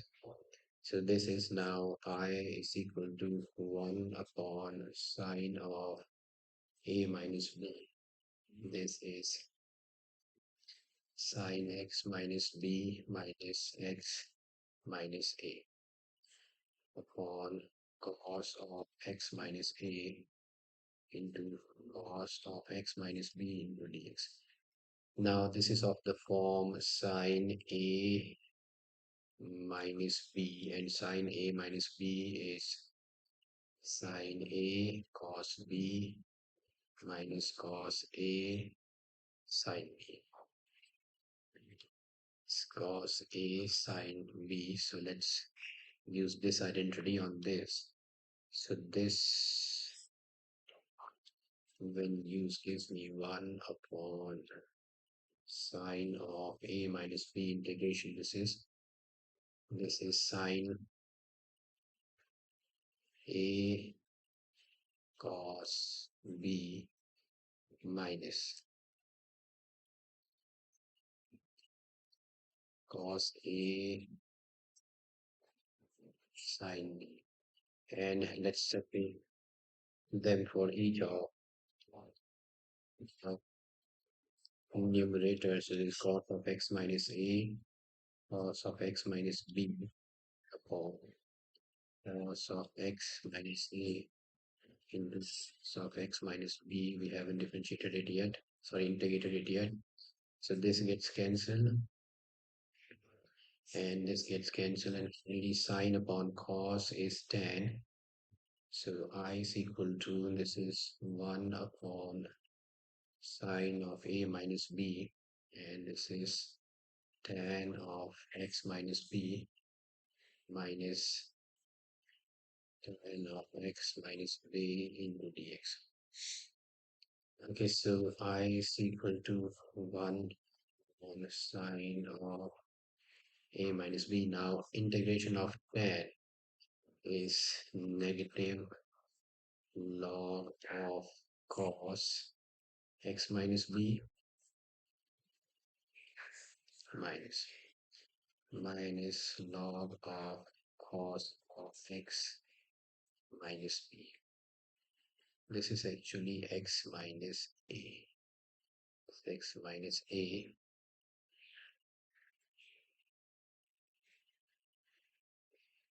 Okay, so this becomes sine of a minus b, and this is negative log of cos x minus b. This is plus log cos of x minus a. This is log a minus log b, which is log a upon b. So our answer for this, it should be log of cos of x minus a upon cos of x minus b.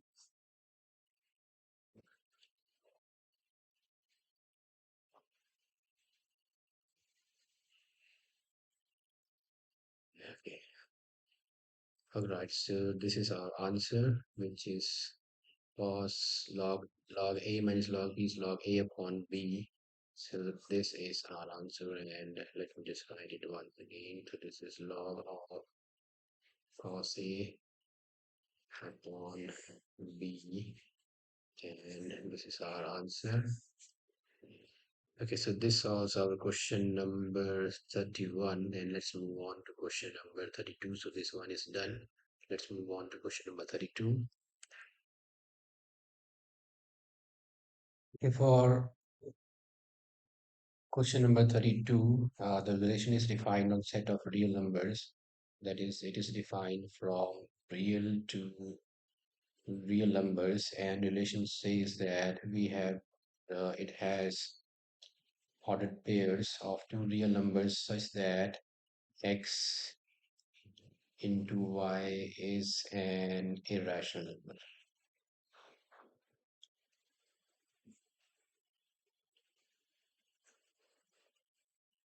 Okay, we have to check it for reflexive, symmetric, and transitive, and we know that if a function with itself belongs to the relation R, then it is reflexive. Now let's consider 1 comma 1 now as, so 1 comma 1 does not belong to R, as 1 into 1 is equal to 1, which is not so 1 is a real number, and the ordered pair of 1 with 1 does not belong to the relation this, because 1 into 1 is equal to 1, which is 1 is not, and so the product is not an irrational number. Therefore, this relation is not reflexive. Okay, for let's move on to symmetric. Obviously, it is symmetric because the product is commutative, and if let's say if x comma y belongs to relation R, this means x dot y is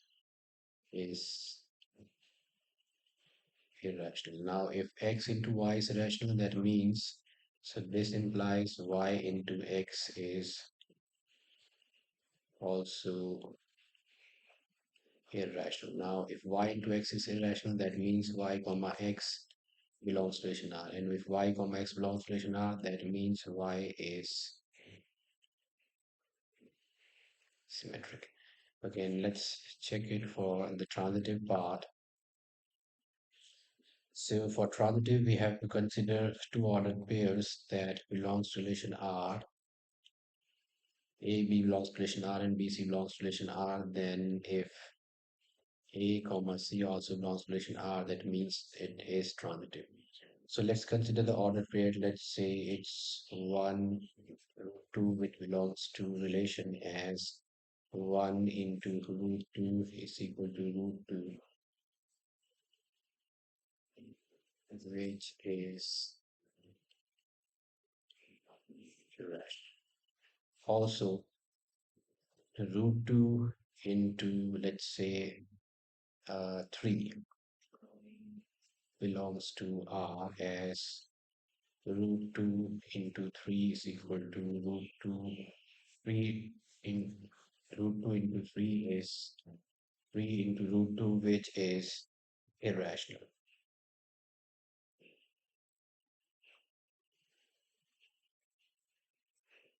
Now, 1 into 3 is equal to 3, which is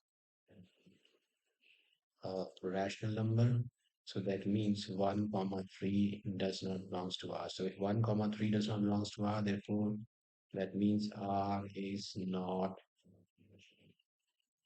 transitive. So this relation is symmetric but not reflexive and transitive. And this is also our question number 32. Let's move on to question number 33, for which we have two parts.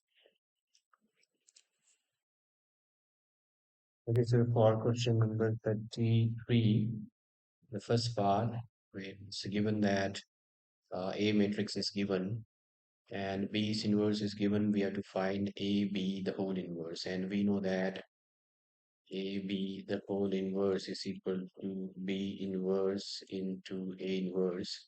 So AB the whole inverse is equal to B inverse into A inverse. And for this, we are given with B inverse and we have to find A inverse. So let's try to find A inverse. We know that A inverse is equal to adjoint of A divided by determinant of A. So let's write down our square matrix. So it's 1, 2, -2, -1, 3, 0, 0, -2, 1. Okay, now let's find our determinant of this, and we are going to evaluate it along this column. So it's 1 into determinant of 3, 0, -2, 1. It's negative of -1. And if we raise a column in the row, so this is 3, -2, -3, 1. And the last one is 0, so we will just leave it. So this is 1 into 3 minus 0 plus 1 into 2 minus 4. Okay, so this is 3 and -2, which is equal to 1, which is not equal to 0. So this is singular matrix, and that means A inverse is possible. So let's find out A inverse, and for that we have to find a joint of A. So for a joint of A, we will have to find out the the cofactors. So for A11, it's A11. So A11 is, this is -1 square, and determinant of 30, 30 minus 2, 1, which gives -1 square is 1. So this is 3. So A11 is 3 and A12 is -1 the whole cube, and A12. So A12 is minus 1, 0, 0, -1. So this is determinant of -1 for A12. For this, it's -1, 0, 0, 1, -1, 0, and 0, 1, which gives us, this is negative and -1, which is 1. And for A13, which is -1 raised power 4, A13, the cofactor of the element -2. So this is -1302, -1, 3, and 0, and -2, which gives us -1 raised power 4 is 1. So this is 2.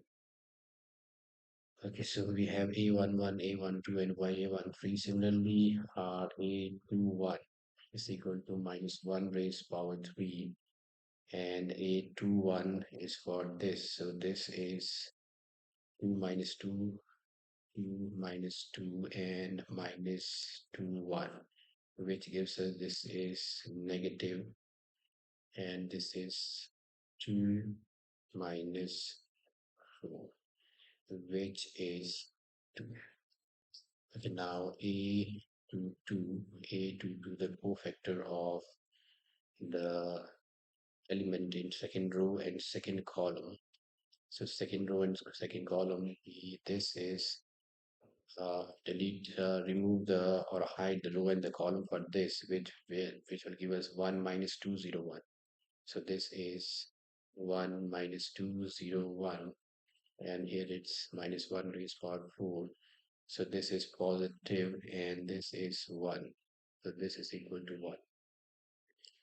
And now A23. So A23 is -1 raised power 5.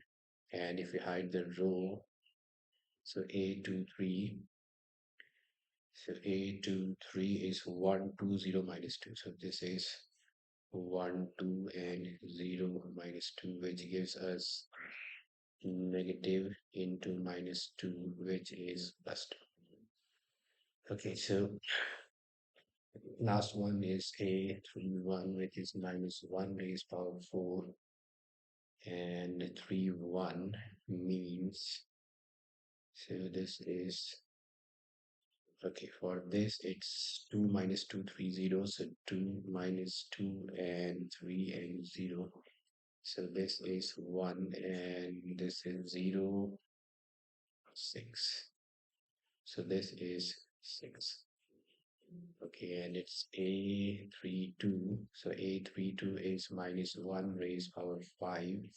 And the determinant for the element in third row and second column, third row and second column, 1 minus 2 minus 1 0, 1 minus 2, 1 minus 2, and so 1 minus 2 and 0 1, 1 minus 2 and 0 1, 0 1, which gives us negative, and this is 1, which is equal to negative 1. Let me just check it once again. It's third row and second. So remove the second column and the third row, 1 minus 2 minus 1 0. 1 minus 2. So this is 1 minus 2 and minus 1 0. 1 minus 2 and this is minus 1 0, which will give us 0 and negative 2, which is 2. Okay, and the last one, A33, which is negative 1 raised power 6 and 133. So remove. So this is 1 2 minus 1. 1 2 1 2 minus 1 3, which gives us plus. So it's 3 plus 2, which is equal to 5. So let's write down our cofactor matrix. So cofactor matrix is 3 1 2 2 1 2 6 2 and 5. This is our cofactor matrix, and adjoint of A is the transpose of the cofactor matrix. So this is now 3 2 6 1 1 2 and 2 2 5. So this is adjoint of A, and we have to find A inverse, which is adjoint of A divided by determinant of A. Determinant of A is 1. So our A inverse is simply 3 to 6. 3 to 6. This is 1 divided by 1. So this is 3, this is determinant of A is 1. So 3 to 6, 1 1 2 2 2 5. And this is our A inverse, and let's find out now. We have to find out B inverse into A inverse. So B inverse is given, it's 3 minus 1 1, and it's minus 15 6 negative 5. This is 5 minus 2 and 2. So this is A B inverse, and A inverse is 3 2 6 1 1 2 and 2 2 5. Okay, let's now multiply them. So multiply them will give us, it's 3 into 3. So this is 3 into 3 plus minus 1 into 1 plus 1 into 2. This is the first element. So it's again 3 into 2. So I'm using the first row with all the columns. So 3 into 2 plus minus 1 into 1 plus 1 into 2. And the next one is 3 into 6 plus minus 1 into 2 plus 1 into 5. Similarly, for this is minus 15 into 3 plus 6 into 1 plus minus 5 into 2. So this is minus 15 into 2 plus 6 into 1 plus minus 5 into, once again it's minus 15 in 6 plus 6 into 2 plus minus 5 into 5. But the last one is 5, so this is 5 into 3 plus minus 2 into 1 plus 2 into, okay, this is 5 into 2 plus minus 2 into 1 plus 2 into 5 into 6 plus minus 2 into 2 plus 2 into 5. And this should give us the answer. So this is now equal to 3 into 3 is 9 minus 1 plus 2, 6 minus 1 plus 2, it's 18 minus 2 plus 5. This is minus 45 plus 6, minus 45 plus 6 minus 10, minus 30 plus 6 minus 10, and minus 15 into 6 is minus 90 plus 12 minus 25. This is 15 minus 2 plus 4, 10 minus 2 plus 4, 30 minus 4 plus 10. Again, this should give us, I'm going to write the final result here. So 9 minus 1 is 8 plus 2 is 10. 6 minus 1 is 5 plus 2 is 7. 18 minus 2 is 16 plus 5 is 21. Minus 45 plus 6 minus 45 minus 10 is minus 55, and minus 55 plus 6 is minus 49. This is minus 30 minus 10 minus 40 plus 6 is minus 34. Minus 90 minus 25 is minus 115, and minus 12. This gives me negative 103. 15 minus 2 is 13 plus 4 is 17. 10 minus 2 is 8 plus 4 is 12.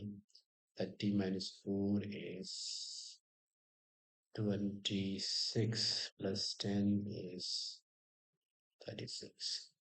So this is B inverse into A inverse. And this is our result. The final one. Okay, and let's move on to its next part. So our next part for the question number 33 is B, which we have to solve the following system of equations by using the matrix method. So let me just erase all of this.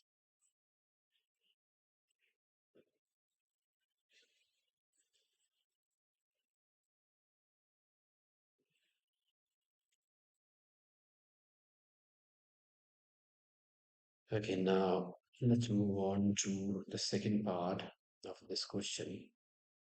We have to follow solve following systems of equations by matrix method. And okay, our equations are, this is x plus 2y plus 3z is equal to 6. 2x minus y plus z is equal to 2. And 3x plus 2y minus 2z is equal to 3. Okay, let's write it in the matrix format. So first matrix A. So we are going to solve it as ax is equal to b and x has to be a inverse of b. So x will give us the variables x, y, and z. So our matrix A is, it's 1, 2, 3, 2, minus 1, 1, 3, 2, minus 2. and this is our matrix A. Okay, and now x has the variables x, y, and z, and b has the variables, the constants. So b is equal to 6, 2, and 3. Okay, okay, for this b for x, so this is now uh so we have b, but we don't have A inverse, so we have to find out A inverse, and A inverse is equal to, so A inverse is equal to adjoint of A divided by determinant of A. And let's first find out determinant of A. So determinant of A, let's evaluate it along first row. So this is 1 into minus 1, 1, 2, minus 2, and minus 2 into determinant of, so 2, 1, and 3 minus 2 plus 3 into determinant of 2 minus 1, 3, and 2. Okay, so this gives us 1 into 2 minus 2 into minus 4 minus 3 plus 3 into 4 plus 3, which gives us, this is 0, this is minus 2 into minus 7 plus 3 into 4 plus 3 is 7. So this gives us 14 plus 21. Determinant of A, 14 plus 21, which is equal to 35, and that is not equal to 0. Okay, so we are done with the determinant of A. So let's keep it in the square bracket as determinant of A. Now we have to find the joint of A. So this is our matrix A. And for that, we are going to find out A11, the cofactor matrix A11, A12, A13, A21, A22. So I'm going to find that one by one. So A11 is equal to minus 1 square and determinant of minus 1, 1, 2, minus 2, which gives me, this is 1, this is 2 minus 2, which is 3. So A11 is, which is equal to 0. So I'm just going to write the value here. So this is 0. And let's find out A12, which is minus 1 raised, and then 2, 1, 3 minus 2, which is equal to minus 1. This is minus 4 minus 3, and this is equal to 7. So A12 is 7. I just need to put the value here. So A12 is 7. Similarly, we can find out A13. So this is positive. A13 is 2 to the 4 minus 4 is A13. So this is 2 to the 4 and plus 3 is 7. So this is 7. So A13 is 7. Similarly, we can find out the cofactor for A21. So A21, so this is 2 into, this has the negative sign because it's minus 1 raised power 2 plus 1 is 3. So minus 1 cube, and we have the determinant 2, 1, which is 2, 3, 2 minus 2, which gives us minus 1 into minus 4 minus 6, which is 10. So this A12 is 10. So A12 is 10. Let's find out A22. So A22 is minus 1 raised power 4.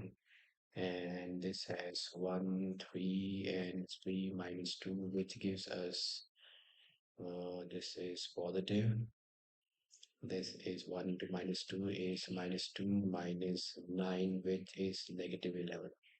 So this is negative 11. So this is negative 11, and similarly the cofactor a23 is minus 1 raised power 5, and it has the determinant 1, 2, 3, 2, which gives us negative 1, and this is 2 minus 6 minus 1 raised power minus 4, which is 4. So this is 4. A23 is equal to 4. And now it's A31, and we have to find A32 and A33. So A31 is, this is 2 plus 3, which is 5. So this is 5. And A32 is, we have negative out. And A23 is 1 minus 6. So this is also 5. A33 has positive out. For A33, it's positive out, and this is negative 1 minus negative 4, which is negative 5.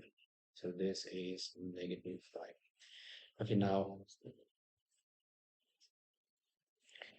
our matrix for cofactor matrix is 0, 7, 7, 10, minus 11, 4, 5, 5, and minus 5. This is cofactor matrix, and we have to find the adjoint of A, which is its transpose. So this is 0, 10, 5, 7, minus 11, 4, 7 minus 11, 4, 7 minus 11, 5, sorry. This is 7 minus 11, 5, and 7 minus 5. And this is our adjoint. Okay, let's find out A inverse, which is adjoint A divided by determinant of A. So this has to be divided by determinant of A, which is 35, which gives us 0.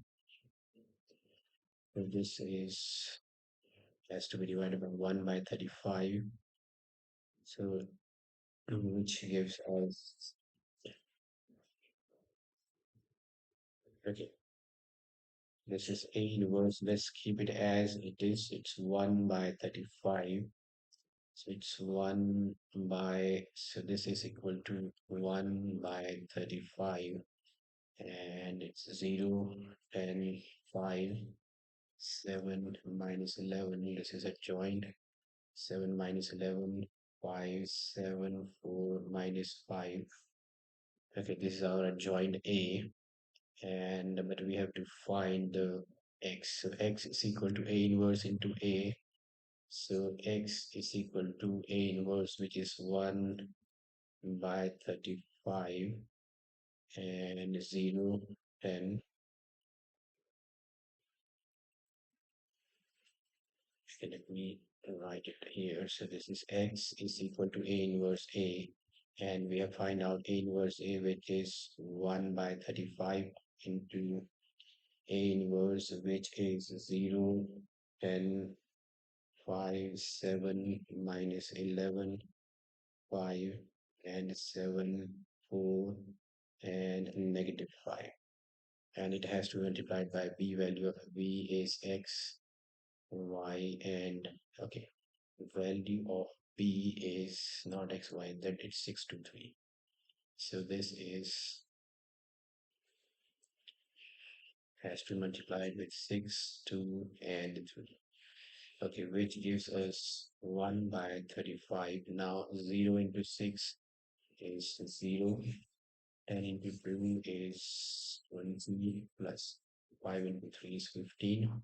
Next row, 7 6 are 42, minus 22 plus 15. 7 6 are 42 plus 24 minus 15. And this is now equal to 1 upon 35. This is our x, and x is x, y, and z.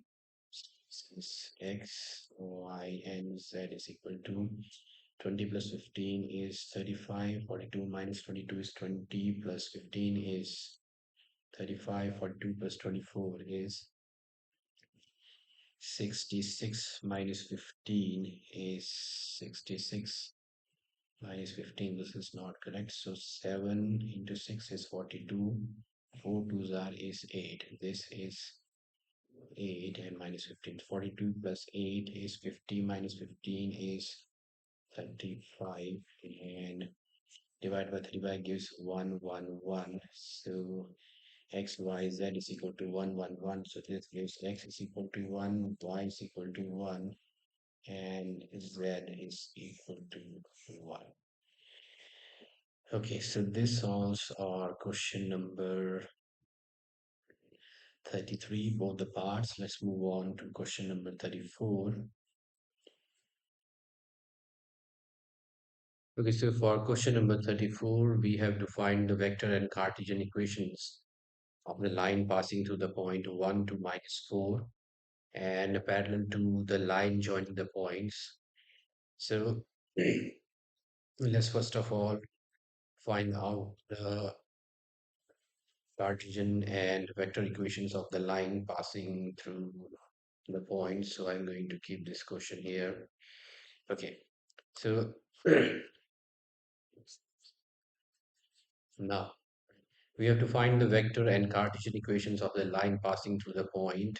So we know that vector equation and the Cartesian equation. So vector equation of a line passing through a point and parallel to a given vector. So passing through a given point and parallel to a given vector is given by, let's write down the formula. So this is given. So it's passing through a point. Let's say the point is x1, y1, z1, and is parallel to the vector b. So the vector equation of the line is given by r vector is equal to a vector plus lambda into b vector, where a is the position vector of the point and b is the parallel vector. So the for the first one, r position vector. So the r Cartesian equation is now the position vector of 1 to minus 4 is I cap plus 2j cap minus 4k cap. This is the position vector. So we are going to put the value here I cap plus 2j cap and a negative 4k cap plus lambda into b vector. Now b vector is the parallel vector and this line is parallel to the line joining the points. So let's keep this as equation 1. And b vector is the parallel vector which is passing through A and B. So our B vector would be position vector of B vector minus A vector. So this would be the B vector. So this would be B is its I cap and minus 11j cap minus position vector of A. This is the position vector of A, which is 3I cap plus 3j cap minus 5k cap, which gives me I cap minus 11j cap minus 3I cap minus 3j cap plus 5k cap. So this is now minus 2I cap minus 3j cap and minus 6k cap. Okay, so let's put the value here. And so this r vector, so this r vector becomes its I cap plus 2 cap 2j cap minus 4k cap plus lambda into minus 2I cap minus 3j cap minus 6k cap. Okay, now I can write it as it's I cap plus 2j cap minus 4k cap plus lambda. If I take out negative common, so that would be plus negative lambda into 2I cap plus 3j cap plus 6k cap. Okay, now negative lambda is also constant, so I'm going to write it as lambda. So this is minus 4k cap plus lambda into 2I cap plus 3j cap plus 6k cap. And let's say this is our equation 1. So this is the equation of the line that is passing through this point and parallel to the line joining these points. Now, the Cartesian equation, let's also write down the Cartesian equation of this line. So Cartesian equation of the line is given by of a line passing through a point x1, y1, z1 is given by x minus x1 upon a is equal to y minus y1 upon b is equal to z minus z1 upon c, where x, y1, and z1 are the coordinates of the points. So coordinates of the points are 1, 2, minus 4. So this is 1, 2, and minus 4, which will be 4. Okay, now A, B, and C are the direction ratios of the B vector. So this is our B vector, and its direction ratios are 2, 3, and 6. So this is 2, 3, and 6. So this is the Cartesian equation, and this is the vector equation of the line passing through the point and parallel to the line passing through the given points. Okay, now let's also write down the equation of the line that is passing through these 2 points.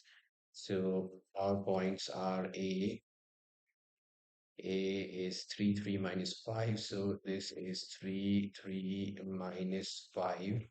And B is 1, 0 minus 11. Now, equation of a line passing through 2 points, its vector equation is given by its x. So vector equation of a line passing through 2 points is given by r vector is equal to a vector plus lambda into b vector minus a vector. Okay, so a vector is the position vector of the point A. So this is 3i cap plus 3j cap minus 5k cap plus, let's say this is not a lambda this time, let's say it's new. So this is new and new. So b minus a vector. B minus a vector. B is the position vector of point B. So this is I cap minus 11j cap minus A is the position vector of the first point 3I cap minus 3j cap plus 5k cap. And if I simplify this, this would be 3I cap plus 3j cap minus 5k cap plus nu into I minus 3I is minus 2I cap minus 11. This is actually k cap minus 11k cap. So first of all, let me write down the j caps minus 3j cap and minus 11 plus 5 is minus 6k cap. And if I take negative common here, so this is 3I cap plus 3j cap minus 5k cap and negative nu. So this is plus into negative nu, and negative nu is still a constant, so I will write it as nu. So plus this is 6k cap. So this is r vector is equal to 3I cap. So this is 3I cap plus 3j cap minus 5k cap, and this is negative nu, still a constant, so I will keep it as nu. It's 2I cap plus 3j cap plus 6k cap. This is our vector equation,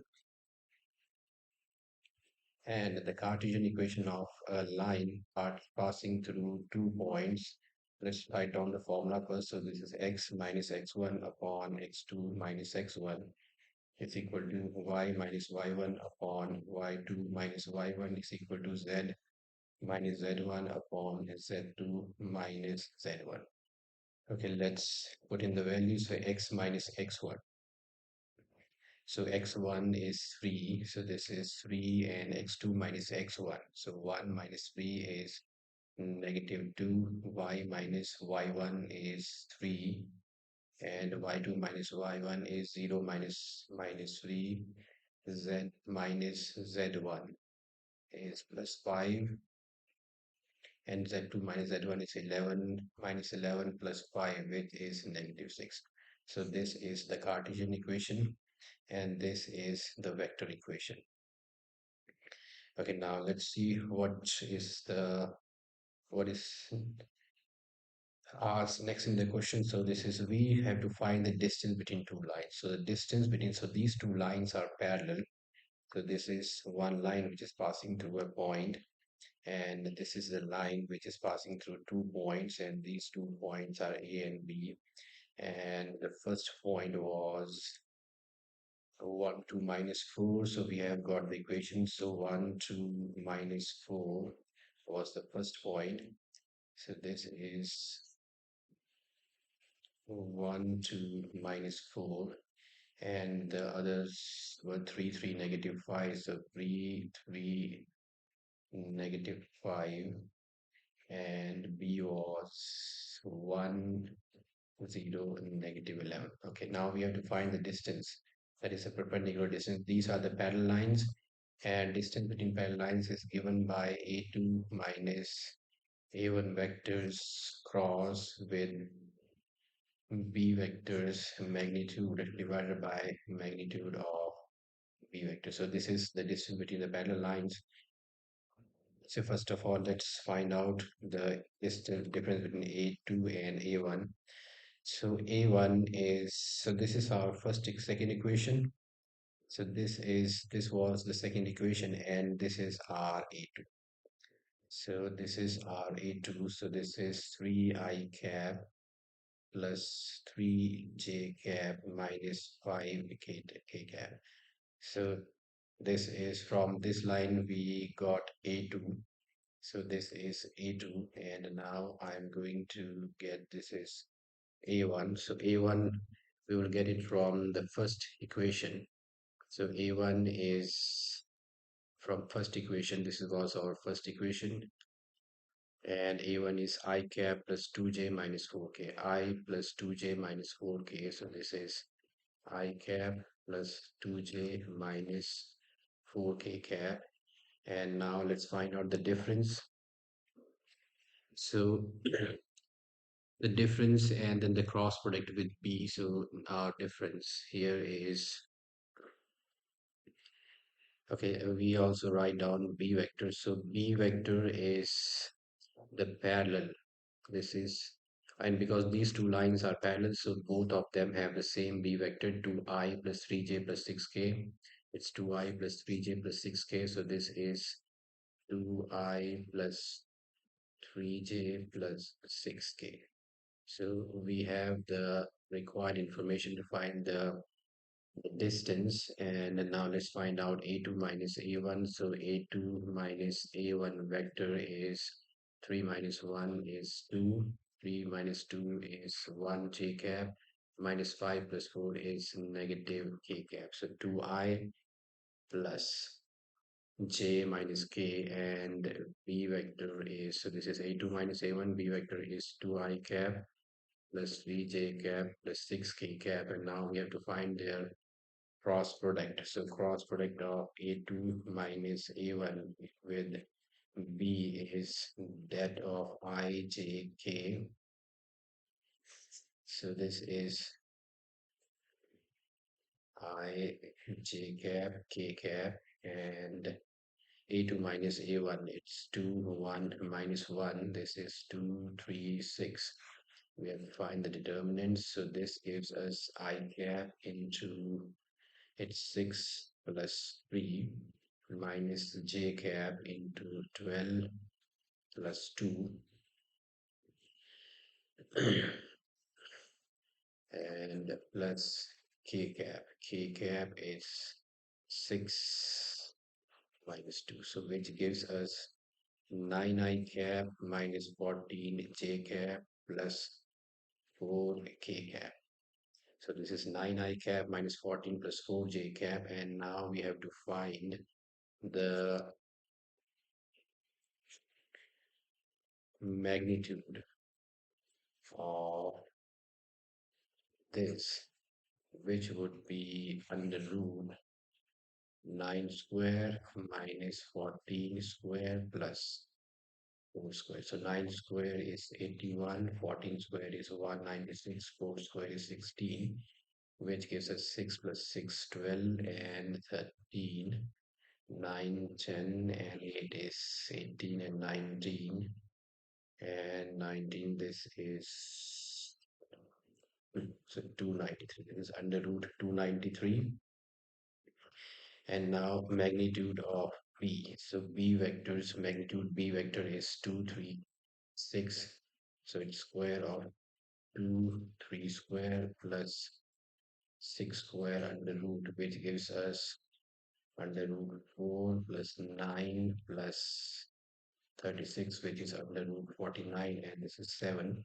So D is equal to under root 293 by 7 units.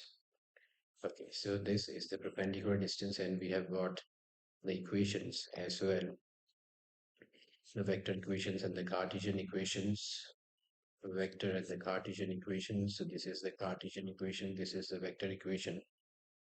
Okay, moving on to the second part of this question.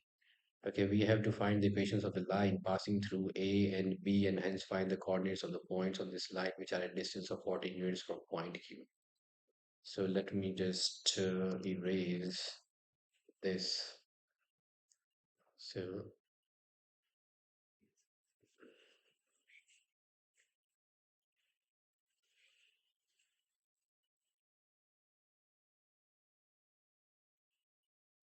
all right, so we are on to the second part of the question.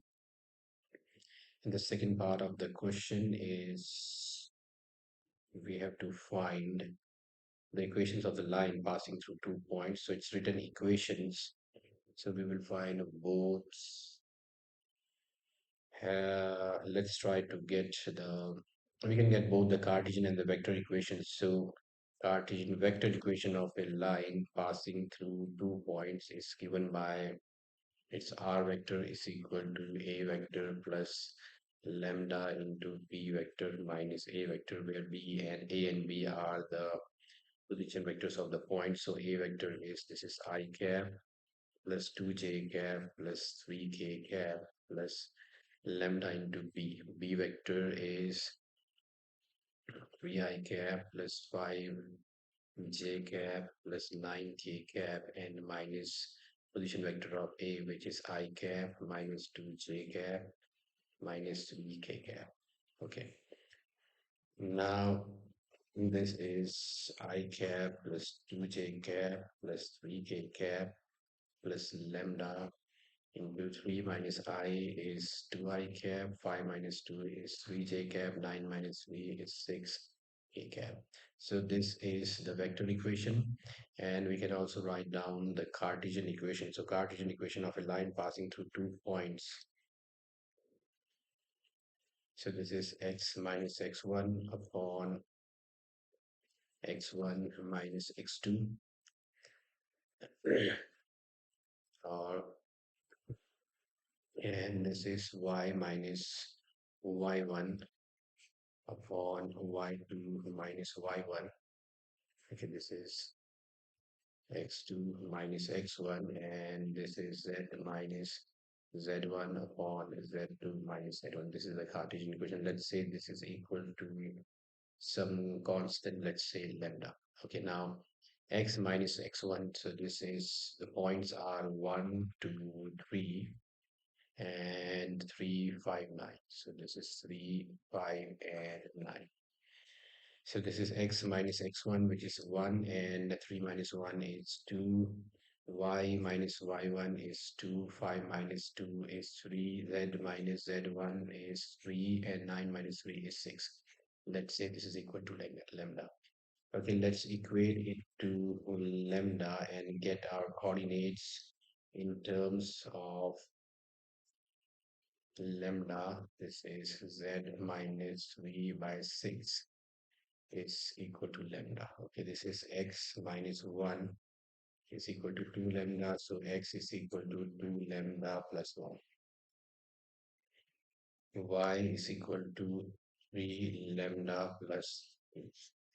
And z is equal to 6 lambda plus.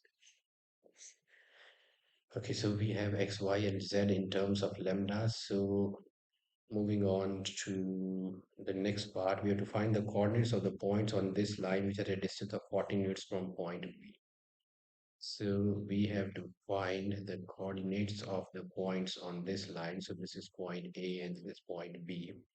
And there is a point, let's say x, y, z with x, y, z coordinates. And this is at a distance of 14 units from B. So this is at a distance of 14 units from B. And the coordinates of B are 3, 5, and 9. So 3, 5, and 9.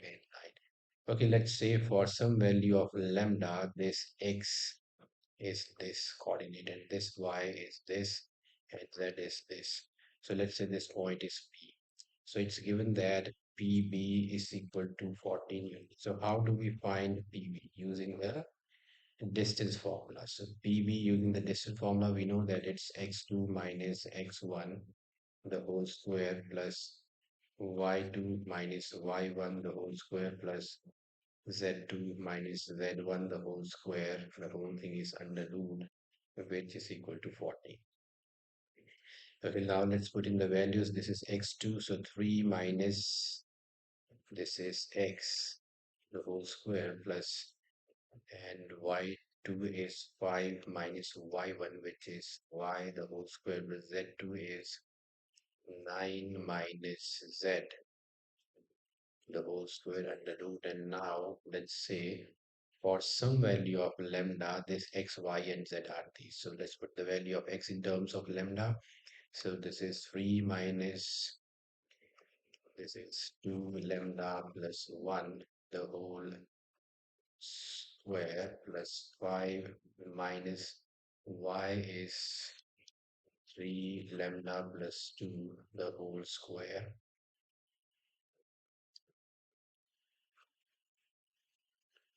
9 minus z. Z is 6 lambda plus 3 the whole square, where 6 lambda plus 3 the whole square is equal to 40. And this whole thing is under root. We can take that under root of by squaring on both sides. So let's square on both sides as well.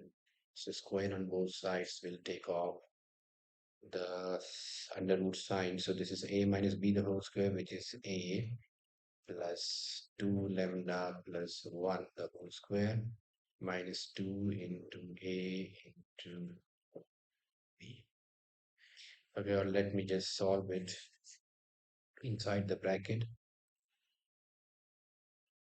Okay, so this is 3 minus 2 lambda.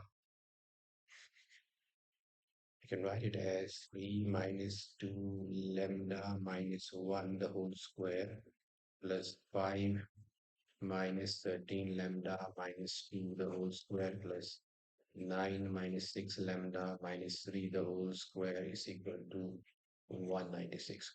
So 3 minus 1 is 2. This is 2 minus 2 lambda the whole square plus 5 minus 2 is 3 minus 13 lambda the whole square. So it's y is equal to 3 lambda plus 2. So this is 3 lambda. So this is 3 lambda. And this is actually 3. This is 5 minus 3 lambda, 9 minus 6 lambda minus 3. Okay, so this is now 3 minus 3 lambda the whole square plus 9 minus 3 is 6 minus 6 lambda the whole square is equal to 196. Okay, so this is now a minus b the whole square, which is a square plus b square minus a2 into a into b, a square plus b square minus 2 3 6 is 18 lambda plus a square plus b square 6 to the 12, 12 6 are 72 lambda is equal to 196. Okay, now it's 2 lambda square plus 9 lambda square is 11, 11 plus 36. 11 plus 36 is 47 lambda square minus 8 lambda minus 18 lambda is 26. 26 and 72 is minus 98 lambda. This is 2 lambda square. Okay, this is done. This is 4 plus 9 is 13. And 13 and 36 is 49 is equal to 196. So this is 47 lambda square minus 98 lambda. And this is now plus 49 minus 196 is equal to 0. Okay, so this finally is 47 lambda square minus 98 lambda, and this is minus 16 minus 9 is 7. 8 minus 4 is 4. 147 is equal to 0. And for this, let me take, okay, this is 196 and this is 49. So 196 minus 49, 16 minus 9 is 7. 4, 147. Okay, let me just check it once again. This was 3.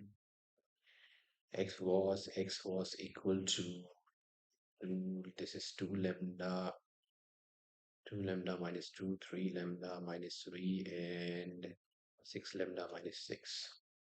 So this gives us 2 to the 4, 4 to the 8, 3 to the 3 to the 9, this 2 to the 6, 6 to the 18, 6 to the 12, and 12 7 is 12, 6 to the 12, 6, 6 to 12, and in 72.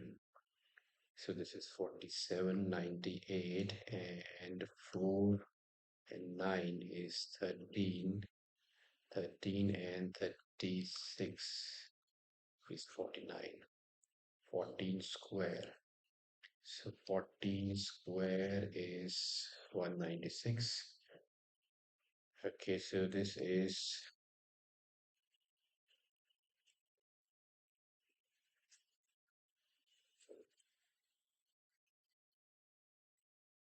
okay, so we have this quadratic equation which is 47 lambda square minus 2, 47 lambda square minus 98 lambda minus 147 is equal to 0.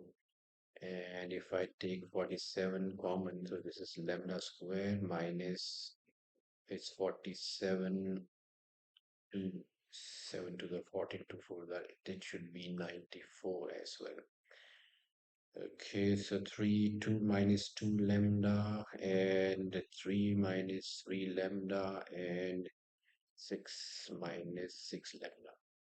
2 square is 4, 2 is, this should be 4, and 3 square and 9, 2 square, 4, 3 square, 3 square, 6 square is 36, 36. Okay, now this is 47. Now we have 4 lambda square plus 9 is 13, and 13 and 36 is 49 lambda square. So this is actually 49 lambda square. So this is 49, 49, 49. Okay, now if we take 49 common, this is lambda square, and 49 to the is 98, and 49 3s are is 147. So this is lambda square minus 2 lambda minus 3 is equal to 0, and this is a quadratic equation, so it's 3 lambda plus lambda minus 3 is equal to 0, which gives lambda into lambda minus 3 plus 1 into lambda minus 3 is equal to 0. So either lambda plus 1 is 0 or lambda minus 3 is 0. So either lambda is equal to -1 or lambda is equal to 3. And now our required points are when, let's say, when lambda is equal to 1, when lambda is equal to -1. So our required points are x is equal to 2 lambda plus 1. So x is equal to 2 lambda plus 1. Y was equal to 3 lambda plus 2. So this is 3 lambda plus 2. And z was equal to 6 lambda plus 3. So this is 6 lambda plus 3. Okay, now lambda is equal to -1. So x is equal to 2 into -1 is -2 plus 1. This is -3 plus 2, and z is equal to -6 plus 3. So x is equal to -1, y is equal to -1, and z is equal to -3. So the required point is -1, -1, and 3 when lambda is equal to uh, -1. And let's find out when lambda is equal to 3, what would be our points. So when lambda is equal to 3, x. So when lambda is equal to 3, x would be 2 into 3, 6 plus 1, 7. Y is equal to 3 is 9 plus 2, 11. And z would be 6 here, 18 and 3, 21. So x. So this would be 7, 11, and 21 would be the required points. Okay, so it's either -1, and this is -3, or 7, 11, and 21. 7, 11, and 21. And this finishes our question number 34. Let's move on to question number 35.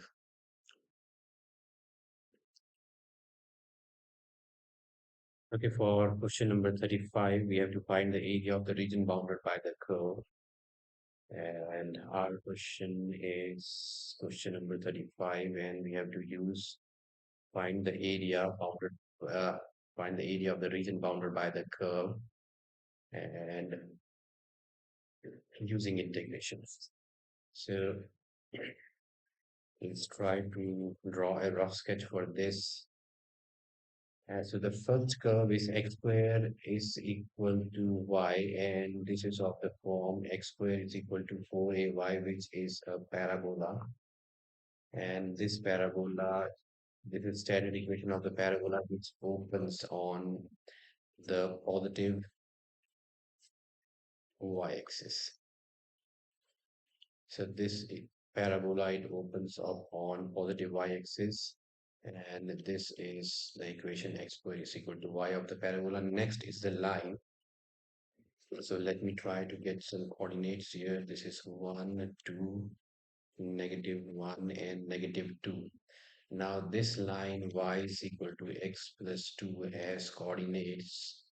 So when x is 0, y is 2, and when x is 0, y is 2, and y is 0, x is -2. So we have the coordinates 0, comma 2. So this is 0, comma 2, and -2, comma 0. So this is -2, comma 0.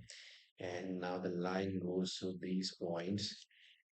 Okay, so we have to find the area bounded by the curve. This is the curve, and this is the curve. This is the line, and this is the x-axis. So we have to find the region bounded by these curves. So now this area comes under two curves. First is a line. So this much area, it comes under the line. So this is the line y is equal to x plus 2. And for that, we have to, so let's calculate this area. So this much area. So let me just write down required area is equal to integration of, this goes from the limit -2 to -1, and it's y into dx. Now this area, it falls under this curve, which is the parabola, that is x square is equal to y. And this goes from the limit -1 to 0, so -1 to 0 and y into dx. If this y has to be from the line, so I'm going to write it down. So this is -2 -1, and line is y is equal to, this is x plus 2 into dx. So this y is x plus 2 into dx plus, now this is -1 to 0, and this y comes from the parabola. So y is equal to x squared into dx. All right, so and this point of intersection of the parabola and the line is, this would be if we try to solve these two equations, that is x square is equal to y and y is equal to x plus 2. So their point of intersection is, let me put the value of x here. So this is x square minus x minus 2 is equal to 0, which gives us x square minus 2x plus x minus 2 is equal to 0. So this is x into x plus 2 plus 1 into x minus 2 is equal to 0. This is x plus 1 into x minus 2 is equal to 0. So either x is a -1 and x is -2. So this is not possible because we are in the second quadrant. So in the second quadrant, x is not 2, x is -1. So x is -1 gives us y is equal to -1 square, which is 1. So the point of intersection is -1 and 1. So this is the point of intersection. Now let's try to integrate this. This is x squared by 2 plus 2x and has to be evaluated for the limits -1, -2 to 1. This is x cubed by 3 and has to be evaluated for the limits -1 to 0. Okay, so let's evaluate it for -1. So this is -1 squared by 2 plus 2 into -1 minus value for -2. So this is -2 squared by 2 plus 2 into -2 plus this is 0 cubed by 3, which is 0 minus 1 by 3. Okay, so this is 1 by 2 -2 minus 2 squared, 4 by 2 is 2 minus 4 plus this is 0, and -1 cube is -1, so this is -1 by 3. So now this is half -1, and this is plus 2 minus 4 is -2, so this is plus 2 and minus 1 by 3. So this gets cancelled, and this is 1 by 2 minus 1 by 3, which is 6. 3 minus 2 is equal to 1 by 6, which is not the correct one. So let me just check it once again.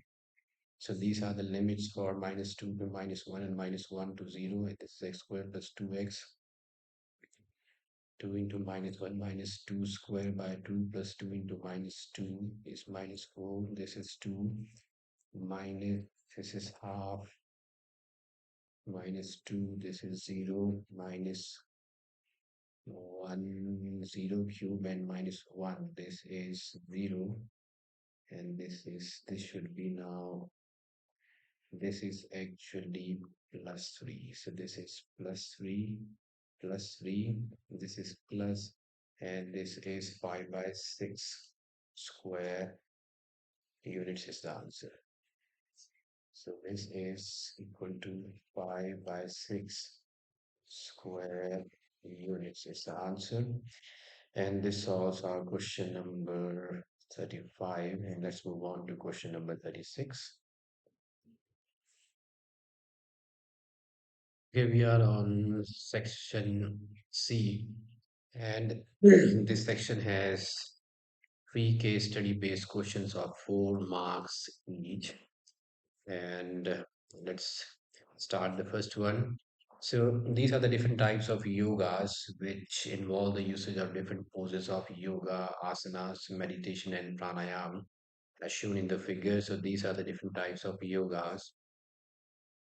Okay, so types of yogas that can be performed, and let's move on. What is the information in the question? Okay, so this is the Venn diagram that represents the probabilities of three types of yogas, A, B, and C. So there were different types of yogas, but it's given here that the people of a society just perform three types of yogas, let's say A, B, and C.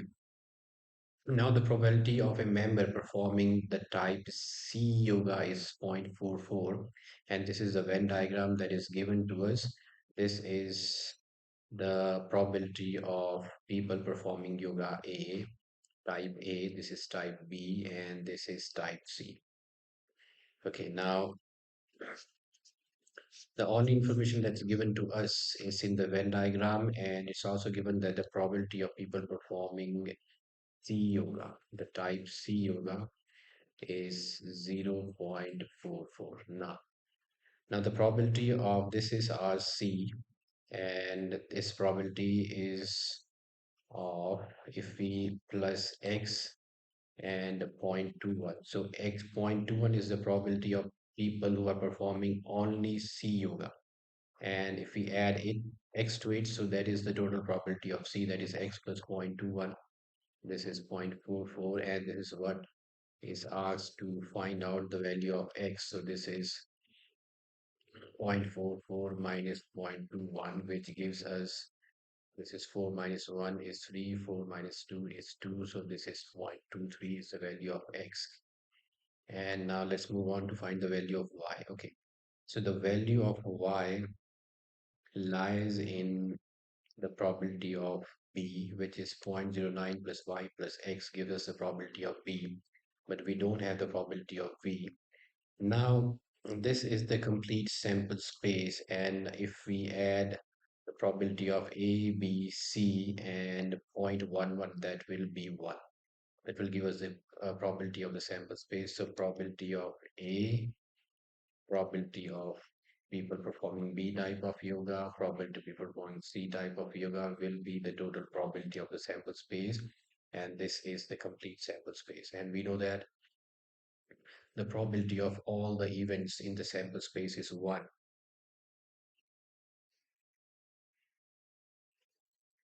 And now let's try to add the probability of A, B, and C. The probability of A is 0.32 plus 0.09 plus probability of B is 0.09 plus Y plus X, probability of C 0.21.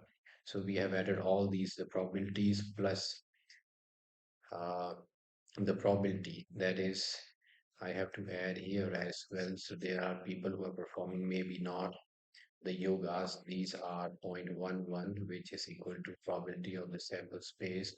So plus 0.11, that is equal to 1. Okay, now adding 0.32, so this is 0.32, 0.09, and 0.21 and 0.11 gives 9 to 11, 12 and 13, 3, 4, 5, 6, and 7. This is 0.73. So 0.73 plus y plus x. And we have the probability of x. This is 0.23. So y is equal to 1 minus 0.73 minus 0.23. So y's value is 1 minus this is 0.96. So which is equal to 0.1 minus 0.96 is 40 and 0.04. So the probability of y is 0.04. Okay, and moving on to the third part, we have to find the probability of C by E. So the third part says we have to find the probability of C by B, which is the probability of C intersection B and probability of B. So just look at the Venn diagram, it will be easy to find this. So, the C intersection B is X. So instead of probability of C intersection B, we can write X. And we know the value of X, so probability of B. Now the probability of B is 0.09 Y plus X. So this is 0.09. So probability of B is from the Venn diagram, it's 0.09 plus Y plus X, and we know all of these values. X was 0.23, so this is 0.23 by 0.09. Y is 0.04 plus 0.23. Okay, this is 0.23, and now we have to add 0.09, 0.04, and 0.23, which is 9 plus 4 is 13, and 3 is 16. This is 36, which is 0.23 by 0.36, and that is equal to 23 by 36. So this is the probability of P C by B. Let's also do the or part of this. We have to find a third. Okay, so we have choice in the A third part. It's either A or B. Okay, we have to for the optional part. It's the probability that a randomly selected person of the society does yoga of type A or B, but not C. So probability A or B, but not C. Just look at the Venn diagram. It's easier. So we have A or B, but not C. So that is 0.32, 0.09 plus Y. So A or B, but not C. So A or B, so that is A or B till this and not C. This is not included. So 0.32, 0.09 and Y. 0.32,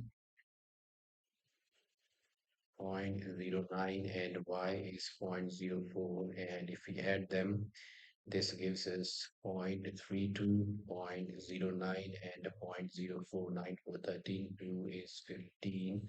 So this is zero point zero 0.05. So this is point, sorry, 45. And this solves our question number 36. Let's move on to the second case study. If our now next question is question number 37, case study 2 of 4 marks each. And we are given a tank as shown in the figure formed using a combination of a cylinder and a cone. So this is the shape of the tank because it offers a better drainage as compared to a flat bottomed tank. It's obviously to clean at the bottom, it's easy because it's a cone at the bottom. And okay, now it's given that a tap is connected to such a tank whose conical part is full of water. So this is the water is only in the conical part. So let's say this is the conical part of the tank. So water is only in the conical part. Let's say R, small r with the radius, H be the height, and L be the slant height. Now water is dripping out from a tap at the bottom at the uniform rate of, so water is dripping out from the bottom using a tap. So there's a tap at the bottom. And the semi-vertical angle, so semi-vertical angle, this is the vertical and the semi-vertical angle is 45 degree. Okay, once it's 45 degrees, so in this right angle triangle, that is this one. So we have this right angle triangle and this is 90 degrees, so tan 45 is equal to, this is the hypotenuse, this is the perpendicular, and this is the base, which is P by B tan 45 is 1. Perpendicular is R and base is H. So this gives us H is equal to R. Let's keep this information with us.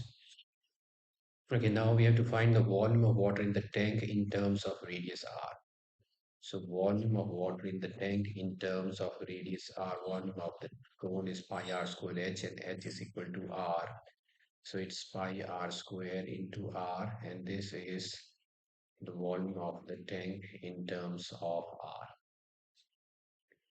First one, and now we have to find the rate of change of radius at an instant when R is equal to 2 root 2. So rate of change of radius, and we missed the information that was given to us. It's water is dipping at the uniform rate, so the water is coming out. So water means the volume of the water is coming out at the rate of, it's coming out, so it's negative 2, emptying the tank, so it's negative 2 centimeter, negative 2 centimeter cube per second, and volume of the tank is 1 by 3 pi r cube, that is minus 2 centimeter cube per second. And differentiating this with respect to r gives us 1 by 3 is constant. Differentiation of r cube with respect to t is 3r square into dr by dt, which is equal to minus 2 centimeter cube per second. Okay, now 3 and 3 gets cancelled.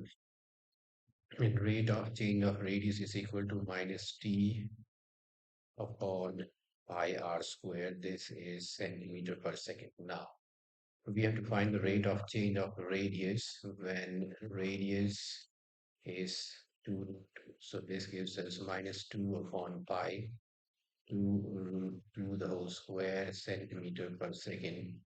And this is minus 2 upon pi into 2 square is 4.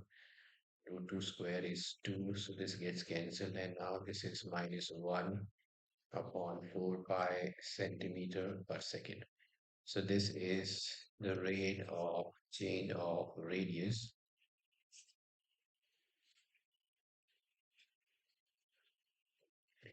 when r is equal to 2. Okay, so we have got the rate of change of radius, and now we have to find the rate at which the wet surface. So the wet surface would be the curved surface, and we have to find the rate at which the wet surface of the conical tank is decreasing. So when it's full, the complete uh, the curved surface area is wet, but when the water is dipping out, the wet surface is decreasing. And let's say the wet surface area is, let's say it's a curved surface area, so it's pi r. And this is the third. So we are doing the part A of the third. So the wet surface area is curved surface area, which is equal to pi r l, and we have to find the rate at which it's decreasing. So L, and we know that L square is equal to H square plus R square. H and R are equal. We have proved that in the beginning. So L square it can be written as, so instead of H I can write R square. So L square is equal to 2R square and L is equal to root 2R. So this gives me pi into R into root 2 into R, and the curved surface area is pi, or let me write it as root 2 into pi into r squared. Okay, now let's find the rate at which the curves are when they are decreasing. So this is differentiation with respect to d, and r square is 2r into dr by dt. Okay, we have the rate of, so this curved surface area has to be decreased when radius is 2 root 2, it's given. So when radius is 2 root 2, we have got that rate of change of radius with respect to time when radius is 2 root 2 is minus 1 by 4 pi. So this is now root 2 pi into 2 into r is 2 root 2, and this is minus 1 upon 4 pi. We have already calculated is minus 1 upon 4 pi. Okay, now this is, so 2 into 2 is 4, so this gets cancelled with this. And root 2 into pi gets cancelled with pi. Root 2 into 2 is 2, so this is negative 2 centimeter square per second. So this is the rate of change of decrease of the curved surface area, which is negative 2 centimeter square per second. And okay, so now we have to, so this is done. Okay, we can also do the odd option part. We define the rate of change of height at an instant when slant height is 4 centimeter. So this is the optional part. That is the third. Now relation between slant height and radius is this. It's given L is 4. So this is 4 square. H and R are equal. So this is R square plus R square, as height and radius are equal. Sine vertical angle being 45 degrees. So this gives us 16 is equal to 2r square. R square is equal to 8, and R is equal to 2 root. Now, we know that L is equal to H. Sorry, H is equal to R, and we have to find the rate of decrease of the height. So this is, sorry, this is H is equal to R, and if we differentiate this with respect to dH by dt is equal to dr by dt, and because we have to find it at when radius is equal to 2, so this is dH by dt when radius is equal to 2 root 2, and this is equal to dr by dt when r is equal to 2 root 2. And we have already calculated this rate of change of, so this is equal to this, and this we have already calculated dr by dt when r radius is equal to 2 root 2 is minus 1 by 4 pi, so this is minus 1 by 4 pi centimeter per second as well. Okay, and this solves our question number 37. Let's move on to the last one, the case study 3. Okay, we are on to the case study 3, and this is the final question of this set 1, subset 1. And it's given in the question. This is the case study 3 of 4 marks each.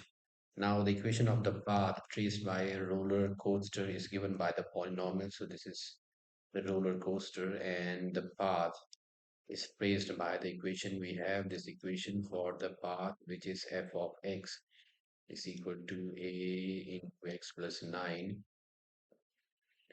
into x plus 1 into x minus 3. And this roller coaster, it crosses the y-axis at 0 comma minus 1. So f of x is actually y, and this is the equation x plus 1 into x minus 3. This is the equation. And 1, this equation of the roller coaster path, it passes through 0 comma minus 1, so that means this will satisfy this equation. So let's put in the values. This is x and y is negative 1, a, x is 0, so this is 0 plus 9 into 0 plus 1 into 0 minus 3. So this is minus 1 is equal to 9 plus 1. Okay, it's 9 into 1 and minus 27, so this is minus 27a. So A is equal to 1 by 27. Okay, so we are done with the first part, and now we have to find the value of the second order derivative when x is equal to 1. So let's find out the second order derivative. So y is equation. So value of A is 1 by 27. It's x plus 9 into x plus 1 into x minus 3. Let's try to get it simplified, or rather try to expand it. So let's multiply this, which gives us x square. 9x plus x is 10x plus 9, and it's x minus 3. Okay, so y is equal to 27, and now this is x cubed minus 3x squared plus 10x squared minus 30x. So x into x squared minus 3x squared is 10x squared minus 30x plus 9x minus 27, which gives us y is equal to 1 by 27. Let me rather keep it as f of x. So this is f of x, and f of x, f of x. Okay, so this is now x cubed minus 3x squared plus 10x squared is plus 7x squared minus 30 plus 9 is minus, okay, this is minus 29. Okay, so x squared, x cubed minus 3x squared and 10x squared minus 30x plus 9x minus 27. So this is minus 30x plus 9, which is minus 20. 30 minus 9 is 21x minus 27. Okay, now let's try to differentiate this. So first order derivative 1 by 27 is constant, which is 3x squared plus 14x minus 27. Let's find out the second order derivative. 1 by 27 is constant, it's 6x plus 14. Now let's find out the second order derivatives value at 1, which is 1 by 27 into 6 plus 14, which is equal to 20 by 27. So this is the value of the second order derivative at 120 by 27. Okay, so this finishes our question number 38 and also uh, the paper. It's solved fully. Okay, so we are done with this, and please do like, share, and subscribe. Thank you for watching.